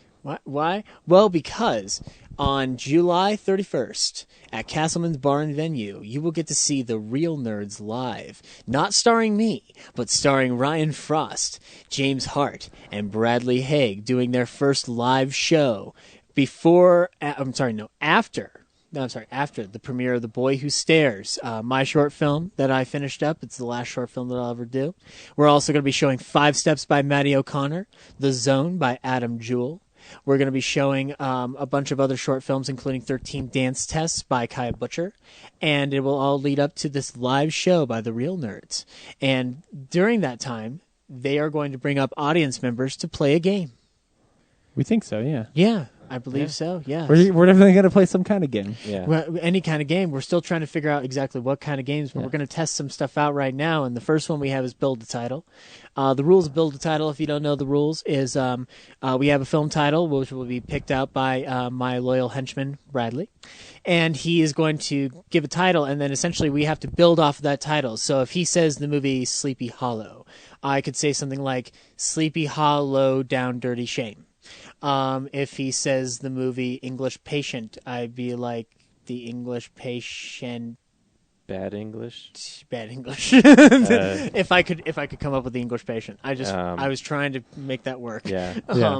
But no, so And it's that's really based on the sound, not so much the spelling. Yeah. And Yeah. the articles A and the are tossed out the window. And a quick rule that T.J. Miller was apt to point out: you can't use cereals.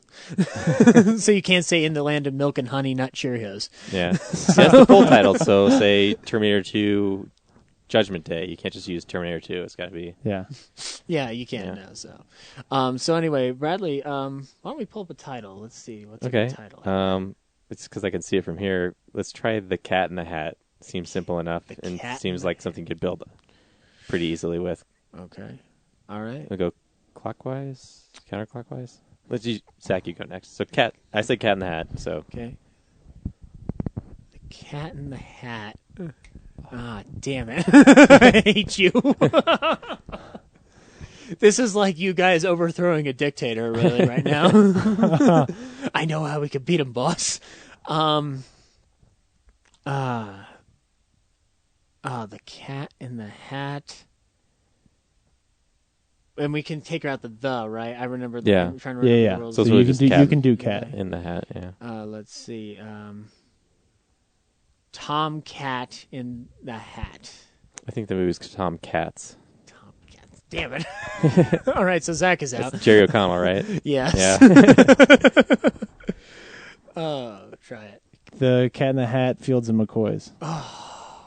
TV movie, but okay. Okay, we can still count that. Yeah, well, here's the Yeah. thing. It's the only thing I could think of. Yeah. So I had to either break the rule or get away with a miniseries. Okay. The Cat in the Hat, Field McCoys. The Cat in the Hat, Field McCoys. You are literally. Yeah, no, Cat in the Hat is incredibly hard. This I can't is believe that literally a sucked as much coup. as it did. This is a coup. Cat in the Hat. You really want Ryan back McCoys, that bad? Don't I feed you well? Boys. Oh, God. McCoys. The Cat in the Hat, Field McCoys in the Hood. It's not a rhyming game. All right, yeah, let's start over. Clearly, the leader is not good at this. Let's try another title. How about that? Yeah, or someone else pick a title. I tried last week too. I sucked. I'll host you two. How about that? Okay, all right. No, yeah, we yeah. should ball play. Just, Okay. you Yeah. just pick the title. For But if you pick a title. let's see. Jackie Brown. Let's try Jackie Brown. Do you have one? Because No. I can go right now. Yeah, go. We'll go this direction. Yes, good. Free Jackie Brown. That's correct. Free Jack. James. Shit. Come on, I got another one already. See, clearly I'm bad at games. Sorry, because I was only thinking with Brown. Wow. Fuck me. I think I just did the same thing to you guys. It was probably like prior revenge. No. Or we're just all terrible. No, I'll just go out. Zach, I'm sure you've got one. No, I don't. So, because Brown? he went free Jackie. Was that yours? I had, that was mine. But I also had, what was it? God. You know what? I've completely forgotten it. No, you had mine. You had one of mine, Yeah. at least. So build on to Free Jackie Brown now. Free Jackie Brown.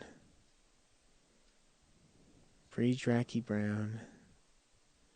Brown is the I feel like this is color gonna be a of good poo. game for the. It's gonna be a good game for the live show because the audience is gonna be so frustrated. Yeah, they are.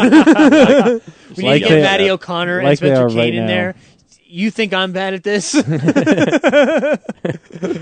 Matt will just talk for like 30 minutes about like what He'll just he's start trying telling to a story. decide. I'll just yeah. be like, well, now let me see. yeah. Well, Jackie Brown was a film in 1997. What Harmony Korine movies could I put love to this? Gummo. I don't think we're going to get this. Do you have one? Born Free Jackie Brown. Born Free Jackie Brown. There we go. Wow. Oh, gosh. I think Brad won. Yeah. I think he won. Yeah. Unborn Free Jackie Brown. Oh my! Free Jackie- And he just keeps keeps going. I know. I was real close to Unborn. I was like, what was the name of that? Unborn Free Jackie Brown. The good son-born. Oh, look at this guy. Freeborn Jackie Brown. Excellent. The good son. The good son. That's a deep cut. Yeah. Macaulay Macaulay Culkin. Culkin. Yeah. The good son. Oh gosh, James, you got any? Nope. No, I think we're. I can't believe you can't. There's nothing brown. I know. That's what keeps throwing me off. I just keep going back to Brown, being like, "There's Brown, gotta be round.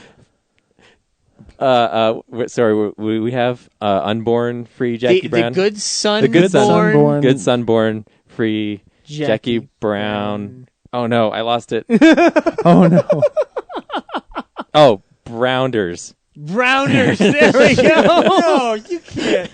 Really? Yep. In It's my a club, sound alike. in my You're club, right. I will throw down the check whenever I want. Oh, Give the man his man. You money. keep bringing back the Malkovich today. Dude, now I just want to Rounders. go watch Rounders. Now Rounders is got. Now we're done. Durs. Bolham. It's not a rearranging game. Yeah. Durs. We're just gonna bore the audience at this point. Yeah. I feel like. Brad's gonna take like half of a day cutting out all the dead space. So we're gonna sound real smart. No, it's not like Dead Space, but Yeah. yeah. He's gonna keep mine, so he could be like, "This is why we keep Ryan on the show. We don't bring on random guests for a reason."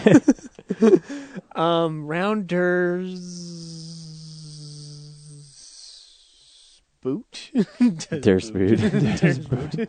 Yeah. No, So I'm the I think winner. Rounders is dead. Oh, you're way Brad's the winner. Yeah. Yeah. Good job, Brad. Pound on the fist. But we all lose. So, do we Yeah. want to do one more round, or we want to head down to the movie? Let's You're review the the host. movie. Let's review Review the the movie. I movie? think All we're right. tired of trying to figure out shit. So we reviewed a movie this week. What did we review, guys? Lone Ranger. The Lone Ranger. No, that's not how you pronounce it. Stop it. The Lone Ranger. Dun-dun-dun, dun-dun-dun. Insert William Tell's Overture. Yes. And go. You should just play it right in the middle. Just have me with a whip and a lasso. No, we s- Silver. Away. Never say that again. Yeah. Hi-yo. Ah. No, we saw The Lone Ranger today, starring Armie Hammer and Johnny Depp. Or is it Johnny Depp and Armie Hammer? I don't know. I didn't look at the poster. But we need to see the trailer first before we fully decipher this. But first of all, what did you think of it, Brad? It was way better than expected. The official reviews from the important critics are really harsh for this movie. I thought it was going to be way too much Johnny Depp, and it was totally fine amount of Johnny Depp being, I thought it was going to be very much in the vein of Captain Jack Sparrow, and he sets it apart a little bit. So it's definitely a fun watch. Don't write it off. Yeah, I look at the reviews and end up feeling like people are reviewing the trailers and not the movie. I think the movie is actually really fun, and there's some cool stuff in there, like some neat action scenes, and I like Gore Verbinski's version of the Wild West. I liked it in Rango, and I like it here. The Johnny Depp thing does slightly weird me out because he's still not a Native American, but somehow I think they pull it off. Like while I'm right now, it feels weird, but in the movie, I was fine. And I thought Armie Hammer was really fun, and the story that they tell is pretty cool. There's some good villains in there, and so it's definitely fun. It's not Pirates of the Caribbean 1, not even close, but it's still enjoyable. It's not 23% on Rotten Tomatoes. No. It is not. It's It is not- not it's a not what worthless they're giving piece of it. shit for sure. No. Yeah. Right. And Yeah. there's a really frustrating amount of people having their adversary at gunpoint and just not shooting them. Oh yeah, yes, you're right. There is, Yeah. but that's the Wild West. It's In called Mexican Gore Standard. Verbinski's bizarre version of it, at least. Nobody shoots their guns. No, exactly. And Zach, what's your little opinion? Oh, my little opinion is a big opinion. I grew up listening to the Lone Ranger radio show with my grandfather, watching the TV show with my uncle. I had a fucked up childhood, so I didn't get to watch all your fancy Rocco and Rocco's Modern Life and Ren and Stimpy bullshit. Oh, you totally missed out. Are you kidding? I still love those shows. But anyway, don't try to blame me for nothing, James. But I will say this. No, I love the movie. I thought it's a fun summer movie. Like Pirates of the Caribbean, it sets up a mythology that can work. What I loved about it, though, was that they were not treating this like they were trying to set up a series. This literally felt like Gore Verbinski was told, you were only going to make this one movie. And instead of doing what I thought he was going to do, which is just straightforward Western and whatnot, he brought it into 1933. But I can't give too much of it away on that note. Yeah. Let's listen to the trailer and see what we got. Yeah. 8 men rode into canyons. I dug 7 graves. The men you seek think you are dead. Better to stay that way. You want me to wear a mask? Justice is what a man must take for himself.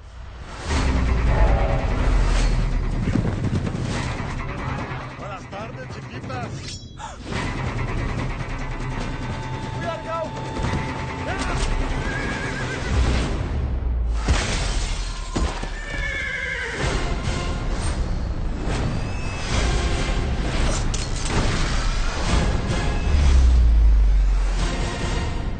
You're dead. Not yet.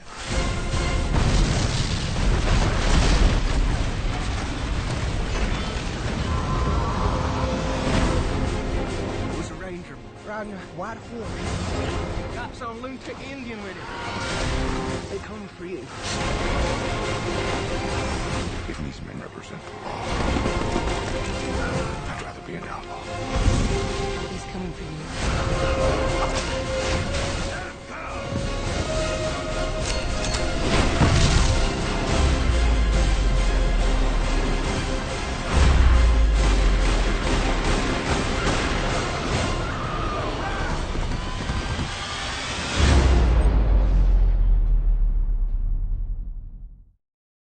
All right, and we're back. So, one of the things that struck me as interesting about The Lone Ranger is that they don't start it off in the Old West. Yeah. They started off in 1933 at a small town like Kansas City Fair. Yeah. And this San Francisco. San Francisco, yes, Yeah. that's right. And it's this kid walking through, the carnival attractions, and he's looking through the history exhibit, like the kind of things like these wax figures or stuffed exhibits, and then suddenly one of the exhibits comes to life and it's Tonto. Yeah. and the kid is dressed like the Lone Ranger. yeah, and it's oh god, I can't So stress how warm that made me feel. Like the inner child in me was just like, oh my god, there is true magic.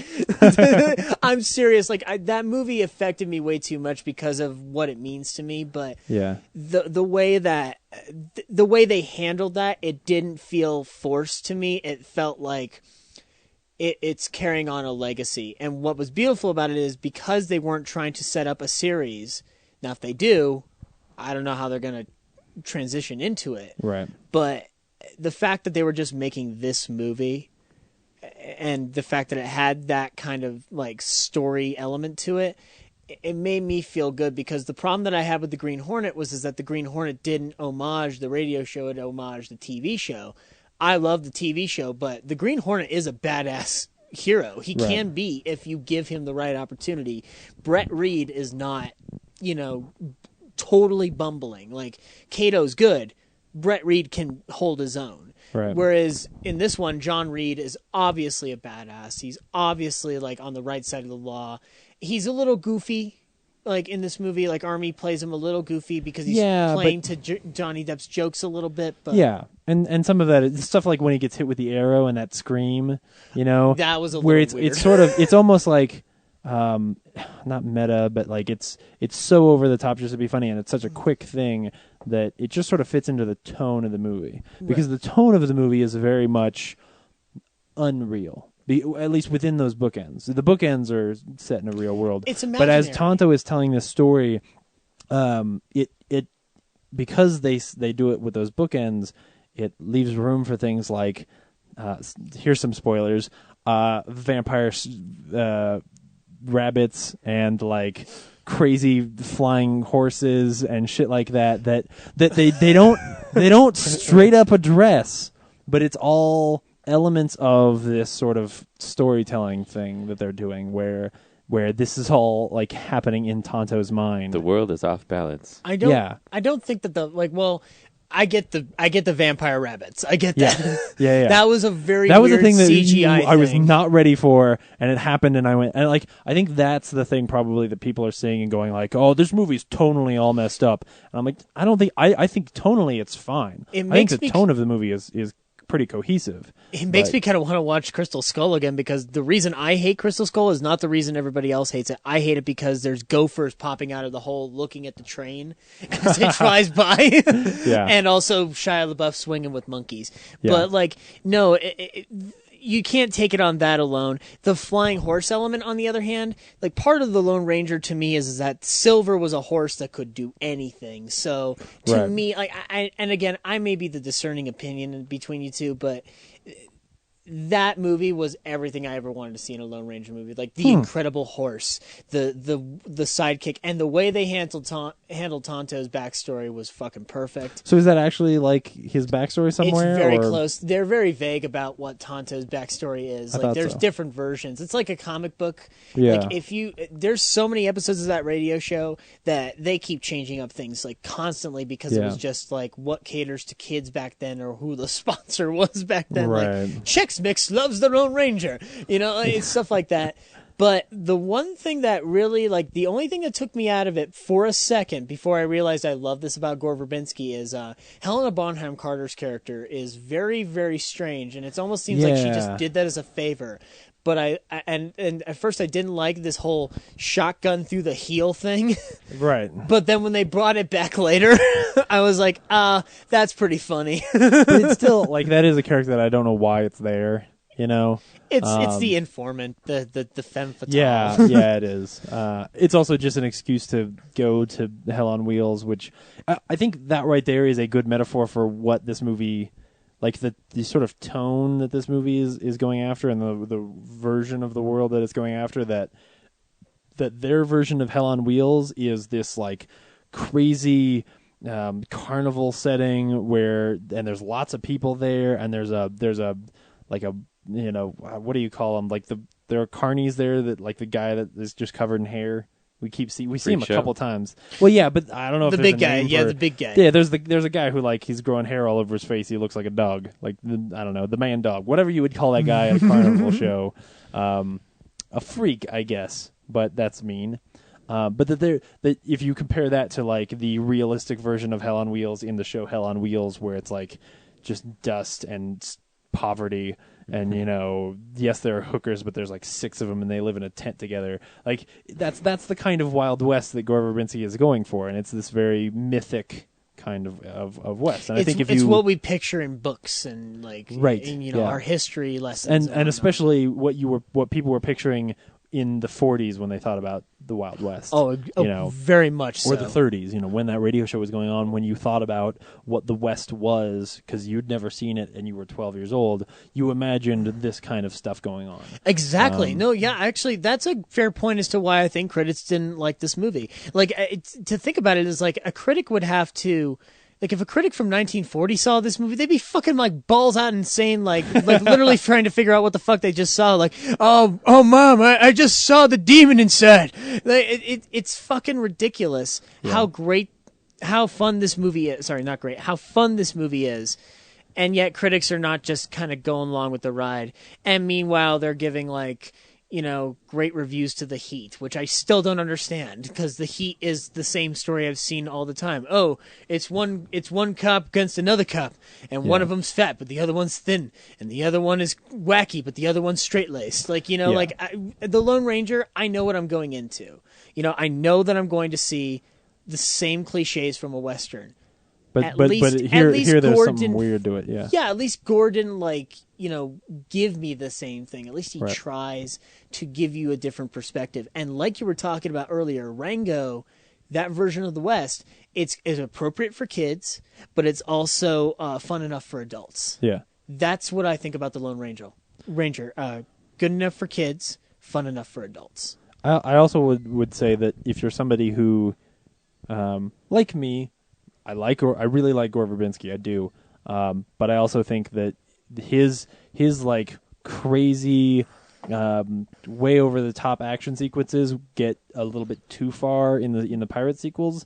They are reined in appropriately here, where stuff like the ladder on the train, it's stupid, but I really enjoyed that. Like, you didn't expect it. You didn't expect it. And for some reason, like, it's a simple little thing, and it's, crazy CG heavy, but I was having fun. And like the moment he steps off that ladder and it blows up behind him, I was like, that was cool.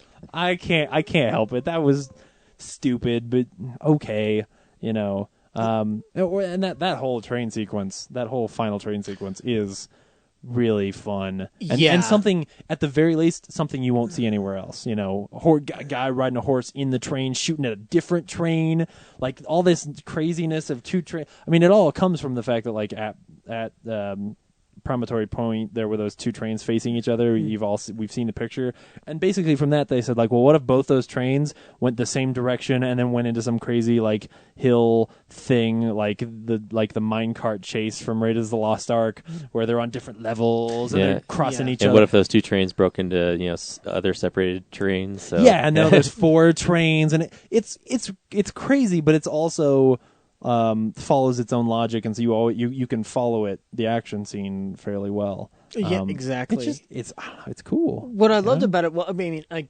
one, I love the fact that they played William Tell Overture at that moment, like that. I'm glad straight. They like, held it, not like a crazy modern version of it. Like they were just like, hey, the Lone Ranger? Boom! Here's all that music for 10 minutes straight. Yep, and they played it all the way through. They played the entire piece. They didn't play like just like sections of it, and they didn't try to Daft Punk it. Right. Or whatever. I like Daft Punk. I'm sorry. They didn't try to... but modernize it. Yeah, they didn't try to do Skrillex. That's the one I wanted to do insult. Robot farts. Anyway, they did it all the way through. But the other thing I loved about it is that there's this great scene, and I can't remember how like logic cuts to it, but there's a point where you just see a horse riding through train carts inside the train carts, and it's fucking fantastic, to the point where I was just like, this is the greatest thing my 12-year-old brain has ever seen. Yeah. And even if the CG isn't as good, like when the horse, is running on top of the train and jumps into the train cart, it looks like it's a real horse and him on a real horse in the train cart later. So it like...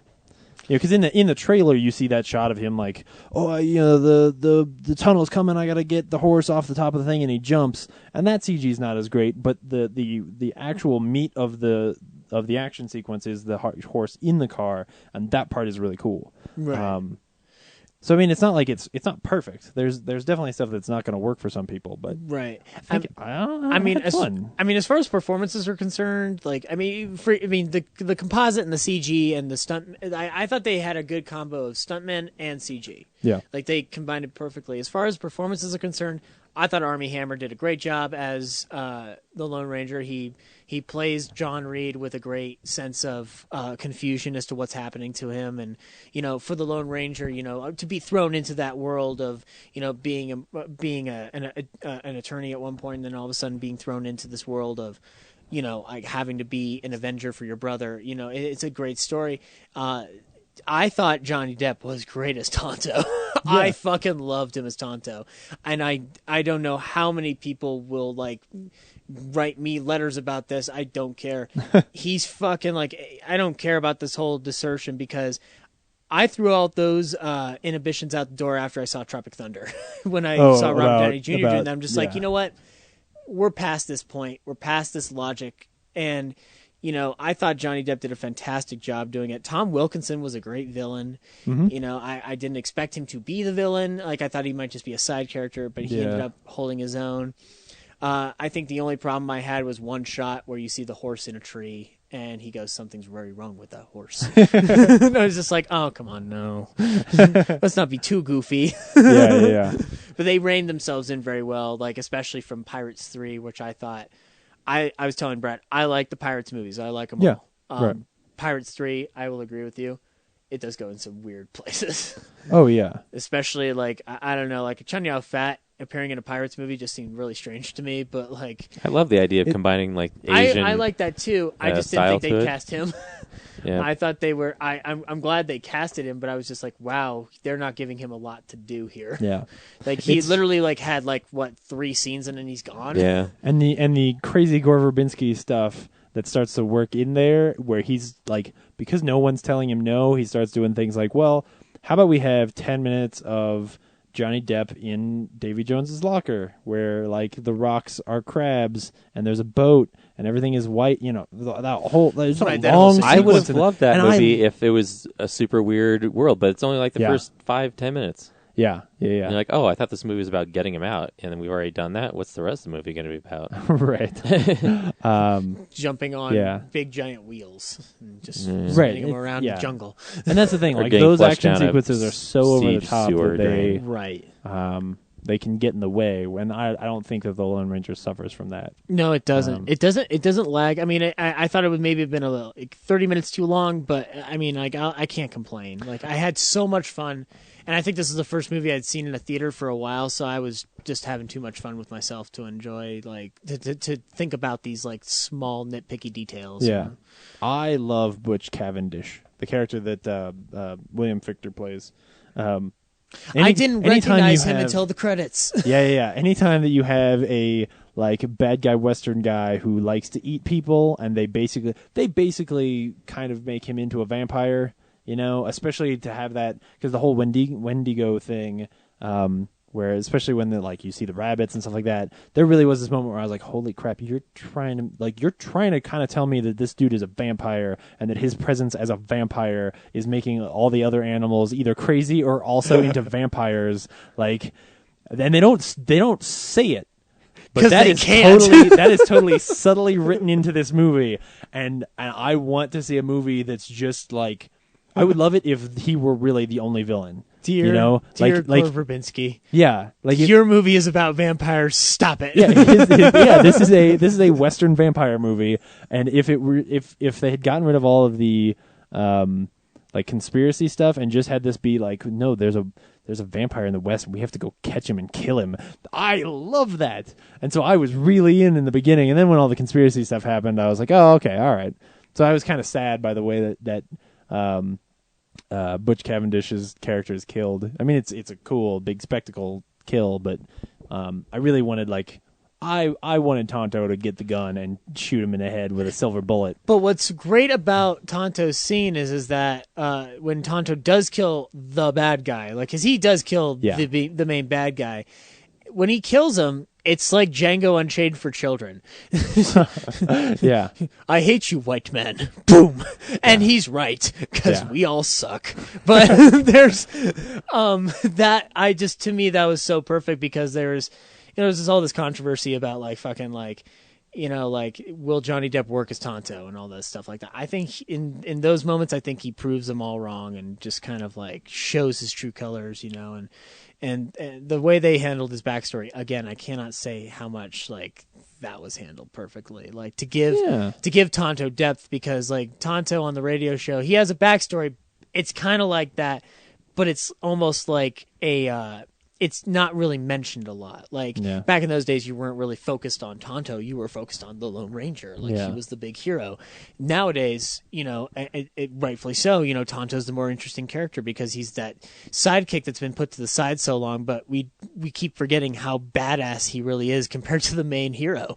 Yeah. Because the Lone Ranger in this movie, you know, he's kind of goofy. But doesn't want to shoot a gun. Yeah, he doesn't want to shoot a gun. He's morally upright, whereas Tonto's vengeful Django badass kind of like deal, and I love that. I love the way they kind of handle that dynamic. It's 10 times better than the way they handled the Green Hornet, and I liked the Green Hornet, so you know, go figure. But so anyway, so we all liked it.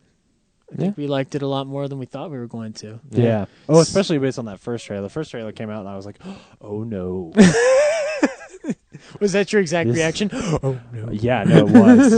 You know, and then the trailers would get better over time, but then I'm glad it's as good as it is. Yeah. Again, it's not. Is it going to be on my top 10 at the end of the year? Maybe not, but it's definitely one that I think that people should go see. It'll be on. Or at least rent. It'll be on my top 10 of just films I like to watch when I really need to have a good time. Yeah. So. Yeah. And, cool. What about you, Brad?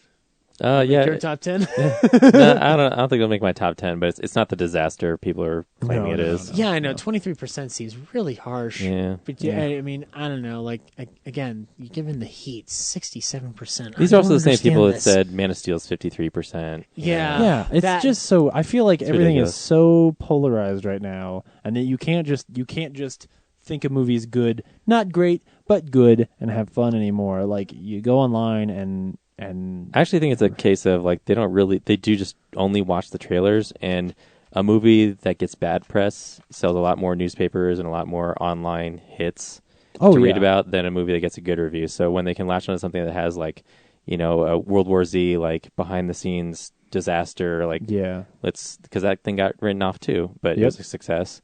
So it's just Lone Ranger's got another target, is another one with an easy target on its back. So. Yeah. And it's just a shame. Plus, Ebert held account for about 20% of Rotten Tomatoes. So when he died, the whole thing went away. Yeah, every movie is now down 20% because of Roger Ebert dying. It doesn't get a thumbs up from Roger Ebert. But no, I know you were going to say something. I'm sorry, I made a bad joke. No, it's fine. I don't even remember what it was now. Yeah, it's just sort of a shame. It feels like there's not anybody out there talking about like whether or not a movie's good. It's just. Are you in the I hate this movie camp, or are you in the I love this movie camp? Because if you're in the middle, you might not have any friends. Like, if you're not with us, you're against us. Yeah, it's turned into such a binary lately that I don't understand it. And those people are allowed to not like it, I guess. Yeah, no. I'm sure that there are going to be people who don't like this movie. There are people who really hate Rango. Those people are wrong, but those people are just wrong. It's a fact. It's a natural fact. And I was thinking about this recently, like.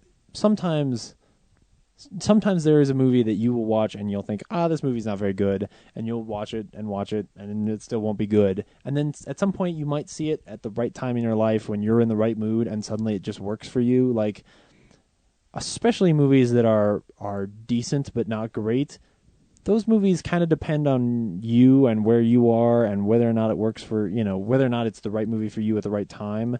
It doesn't necessarily mean that movie is like shit, and not to mention that they are huge collaborations that sometimes not every part of it works. Like when one thing is wrong in a movie, it doesn't mean that movie is suddenly the worst thing. Sometimes the movie can be terrible and still be great, like Samurai Cop. Like Samurai, yeah, exactly. Like the point is, you should just be going out there in order to try and enjoy movies and have fun hearing these stories and things like that. And if you are out there doing the exact opposite, then why are you even? What are you doing? That's how I felt. Like that's why I've been wanting to tell that. Finally, my third episode, I finally get to say this. I was not a fan of Maddie and Andrew Bueno's review of Pain and Gain. Oh yeah, and for a big reason. It's not because I think it's critically like a success or it should win a bunch of Oscars or anything like that. Like I get it. I get why this movie is not perfect. Yeah. I enjoyed myself in Pain and Gain a lot more than I thought I would, especially out of a Michael Bay movie in recent years. Like when I think of Michael Bay, I think of The Rock, Armageddon, right? The films that come out of the '90s. I don't think of Transformers. I don't think of The Island. Sorry. Yeah. But no, I think that's fair. Those are the movies that defined his career. Yeah, and but when I watch Pain and Gain, it makes me. It's like watching a mainstream version of a Coen Brothers movie. So when I watch that movie, it seems like fun. It seems like fun until you get to the midpoint, and then it's like fucking insane. Crazy, yeah. Yeah, and even then though, it's still like as a movie fan, I'm chuckling because I'm just like, oh, they made them the bad guys in the turnaround. Like that's cool. That's clever. Not great, but clever. Yeah. But when I looked at the reviews for it, it was like 43%. And they were like, while it is Michael Bay's most thought-provoking film to date, it still suffers from the same explosions that Michael Bay already has. That's not true. That's when I realized that I can't trust a critic anymore because I'm just like, so you liked it, but you hated it?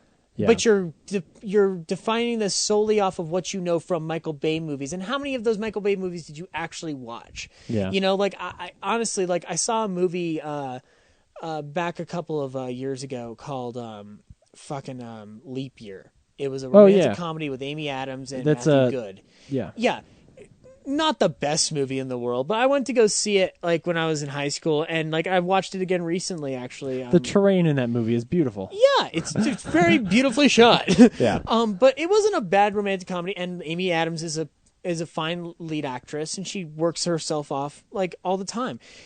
But I looked at this movie and I looked at the reviews recently after watching it again, and it has shitty reviews. And as a film student, rightfully so, probably, but I don't give that any downfall, you know? Like, one of my favorite movies of all time is called The Horn Blows at Midnight. It's about an angel who comes down to fucking Earth to blow a trumpet at midnight, but gets tackled by angel gangsters. It stars Jack Benny. It's from 1945. This is a movie that existed. Yeah. It got terrible reviews. That movie is now a comedy cult classic in a lot of circles for a lot of people. So it goes to show you that no matter what film comes out, it could be the next cult classic. It could be the next like film that inspires another filmmaker, you know?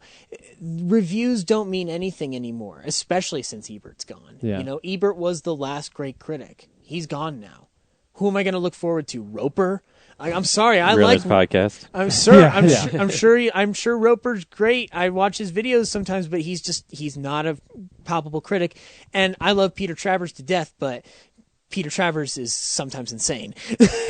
But I think that and I've just ensured that all my movies are getting 50% on Rotten I Tomatoes. think that part of it is just that there has to be an effort to move away from like this idea of a definitive review or a definitive opinion. That with Ebert, you sort of got that because he was so good that even if you disagreed with him, his reviews were so extensive that you could be like, okay, I know why I didn't like the movie the same way he did or whatever.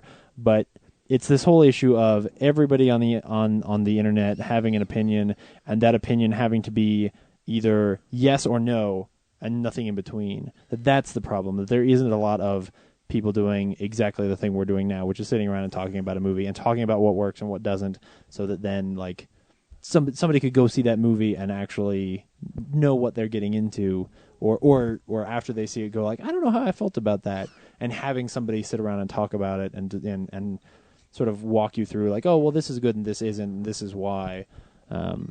Well, it's just weird. And on to that point, like, and this will be my last point is that, you know, I gave Travers crap a minute ago, but I actually like the way he reviews. You know, he's enthusiastic. He gets into himself, and you know, he lets you know how much he likes this movie and why he likes it. And that's the kind of critical review that I miss.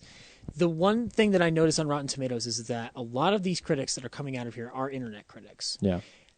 I don't know how many of these people have actually been to film school. Yeah. Or actually been through a film theory course, or actually they've watched films, but I've watched films. Yeah. Does that qualify me to be a critic? No. You know, hopefully it qualifies me to be a critic. No, yeah. It's different. He's different. Yeah. You made a podcast. I will say, like, the thing that I notice is the difference, especially on Slash Film, is the people whose opinions I care about are people like Peter Soretta, who when I read their reviews, I like or I Soretta's see them reviews. talk about stuff, I can tell that they love movies. Period. Yeah.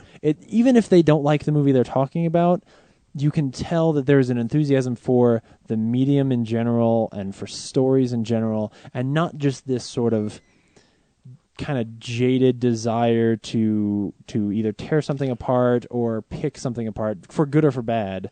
That's the thing that I don't like seeing. I want to see that anybody I'm listening to, they had better love the thing they're talking about, even if they don't love that instance of it. Right. You know, so even if it's, you know, okay, we're talking about Dark Shadows this week. Okay, that movie's not very good, but there are things about movies and things about that movie that I enjoyed because I just love movies, period. Right. And I think that makes a huge difference in... and Dark Shadows isn't terrible. I mean, understanding it's movies. not great It's at all. pretty bad. Yeah, I'll say that. I will say this. I used to watch the soap opera, and Yeah. I thought they didn't handle it half as well, but I think it's because they added Teen Wolf Girl at the end, but because that's not part of the show. Well, and that show was not slapsticky like. Oh no, it was a soap opera. It was like yeah. it was brought Which to you that I by would- like General Soaps or whatever soap Yeah. company was sponsoring it. Like I liked what they tried to do, but I didn't get into it. And then again, right before that, the Avengers had come out. So Yeah, exactly. already, like, my view was tainted. But so anyway, so that's been Real Nerds for this week. I am unfortunately not going to be hosting next week because I will be stepping down from my mantle. It was just too much pressure. Not everybody can handle it. I'm retiring to the Cayman Islands, where I will be fed hamburgers. Shit. And telling my island boys, get me the butter. So I will be signing off on this. But before I sign off, please come down to Castleman's Bar and Venue on July 31st for the Real Nerds live show, for the Boy Who Stares premiere, and also to see 5 Steps, The Zone, and 13 Dance Tests, and a slew of other great things we have lined up to all support Aurora Rise, the charity that is donated to helping Aurora victims who are having financial difficulties and issues. And they are also forming a memorial scholarship, which, as men of knowledge, we all love to support education here. So. Absolutely. What time and how much? 8 o'clock on July 31st. $5 online starting on Monday, July 9th. So by the time this airs, you'll already be able to go, oh, hey, I should have put my tickets up 2 days ago. And but when you get to the door, it'll be $8.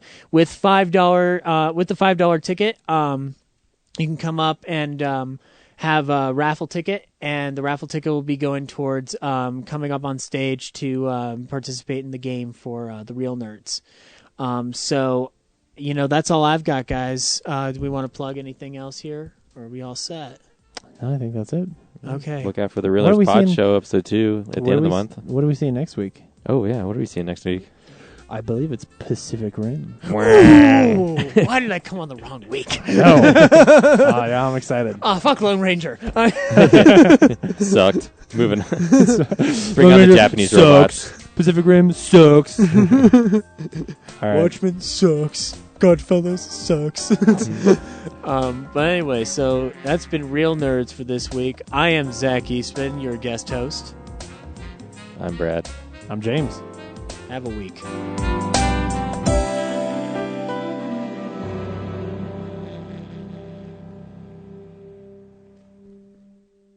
Thank you so much for listening to Real Nerds Podcast. You can subscribe to us on iTunes. You can also stream us on Stitcher Radio. Email us, realnerds@gmail.com. Visit our website, realnerdspodcast.com. You can tweet us at @real_nerds. Call us 720-6nerds5. Like us on Facebook. This has been a Nebulous Visions production. Until next week, bye.